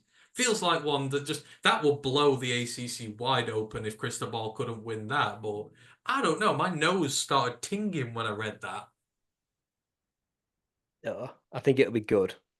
I think it could be quite entertaining. I think it's one of those where it could be really close, let's say the half. Yeah. And then, Miami get over the line. Oh, I just know. I feel like they'll keep it competitive, but they'll run out of steam. Okay. Penn State at home to Kent State. Kansas State on the road to BYU. UCLA on the road to LSU. Notre Dame are at home to Miami of Ohio. Well, you've got to put them on upset watch every time a G4 team comes to town. Louisville at home to Georgia Tech. Iowa State at home to Arkansas State. Clemson at home to NC State. Northern Illinois ranked. Good for them. At home to Buffalo. Texas A&M at home to Bowling Green. I don't know. Do any of those sniff the upset radar? It seems on paper like a lot of formalities outside of the ranked matchups this week. I don't know. No, Anything take there's no your... spidey senses tingling. On paper, they just sound really dull. Yeah. It's great for Northern Illinois, though, ranked, right? 23, first time since 2013 or something like that. That is great for them. So you like to see that happening there. But yeah, it seems like there's a discernible lack of big upsets there. Outside of that, I mean, I don't know. This feels like it could be the worst weekend of them all in terms of the overall picture there. You got Memphis away at Navy, don't see out there. Oh, Florida Miss State. Yeah, I mean, that's going to be Sicko's game of the week. You got Florida winning that, right? No, Oh no. nope. Oh, you got Miss State winning. Oh, Yep. you're going Napier fired this time next week. Yep. Oh, I'm okay. going Blake Shappen finds a way to punish them. He'll do it all on his own, he said. All right. Okay. Interesting. James Madison away at UNC. Kansas away at West Virginia. I feel like West Virginia need to win that one. Anything else? I don't really think anything else is sticking out here. No. I think that is about everything. No, it's a quiet week. Last week of the non-cons, so Northwestern what Northwestern Washington. Northwestern upset the Huskies. Is that Husky on Husky? No, Northwestern are the Wildcats. Wildcats. Northwestern at Washington. I've seen some of Northwestern against Duke when they were in overtime and they might have won. They were all right. They've got a really good run game. Yeah, That is it, Cameron Porter. Cam yeah, Porter, yeah. yeah, You know what? I think they'll give him a good game. yeah. Michigan State at Boston College. So Michigan State, the hype's there. They're winning games. This is a new one for them. They got to go to Boston College here. Could that? Have you seen enough for them to think they could upset Boston College? Yeah. Yeah, I think they could. Hmm. Put Boston College and upset later. Don't they should? Oh yeah, they're not ranked. They lost this weekend, but yeah, I can see upset there. And then the last one I'll mention: Baylor are favourites away at Colorado. Colorado begin the Big 12 campaign. You think Baylor deserve to be favourites against them, or would you pick Colorado in that? Yeah, I'll take Colorado. Yeah, yeah, I think I'd be with you as well. I'm not quite so sure on Baylor yet. Any other games you want to mention before we get on out of here? I think we're No, I'll be glad when the non-cons finish now, I think. yeah. It will be good because next week instantly you go straight into Alabama and Georgia play each other next week. You've got some big matchups: Oklahoma State, Kansas State, Illinois, Penn State. Oh, there's a lot to look forward to next week. So we'll relish that with aplomb. Okay, so that is everything from us this week. Obviously, a lot's been going on. Realignment, receivers, week 3, week 4. So thank you for all being with us this evening. If you've got any questions or anything you want to ask us, just leave them in the comments below. We will address them next week. In terms of next shows, main podcast will be back in a couple of days. We'll be doing the preview for the Lions and the Cardinals on the road for the first time this year. And then me and Ryan will be back next week on the Wednesday. We'll be reviewing week 4, looking ahead to week 5, and maybe just having a look at a few of the storylines coming out of college after the non-cons, just setting the table there for when all the big conference games start up. Don't forget you can find us Royal Lines UK on everything online. Just type it in, you will find us. That is great. Anything else you want to quickly mention right before we get out of here?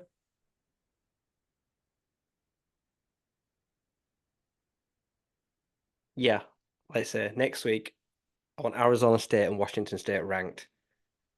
I'm going to start scrutinizing Ooh. the rankings next week. Yeah, that's why I don't like to do it during the non-cons because there's too many. But yeah, I'm with you. We'll start scrutinizing the rankings next week and we'll see who's who.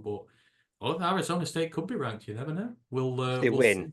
they've got to be Yeah. there, surely. Yeah, I would agree. I think they would have to be. So we'll start looking through rankings. We'll start doing all that good stuff. So yeah, thank you everybody. We shall see you again soon. Just remains for me to thank Rye, and we will be back shortly. One Pride.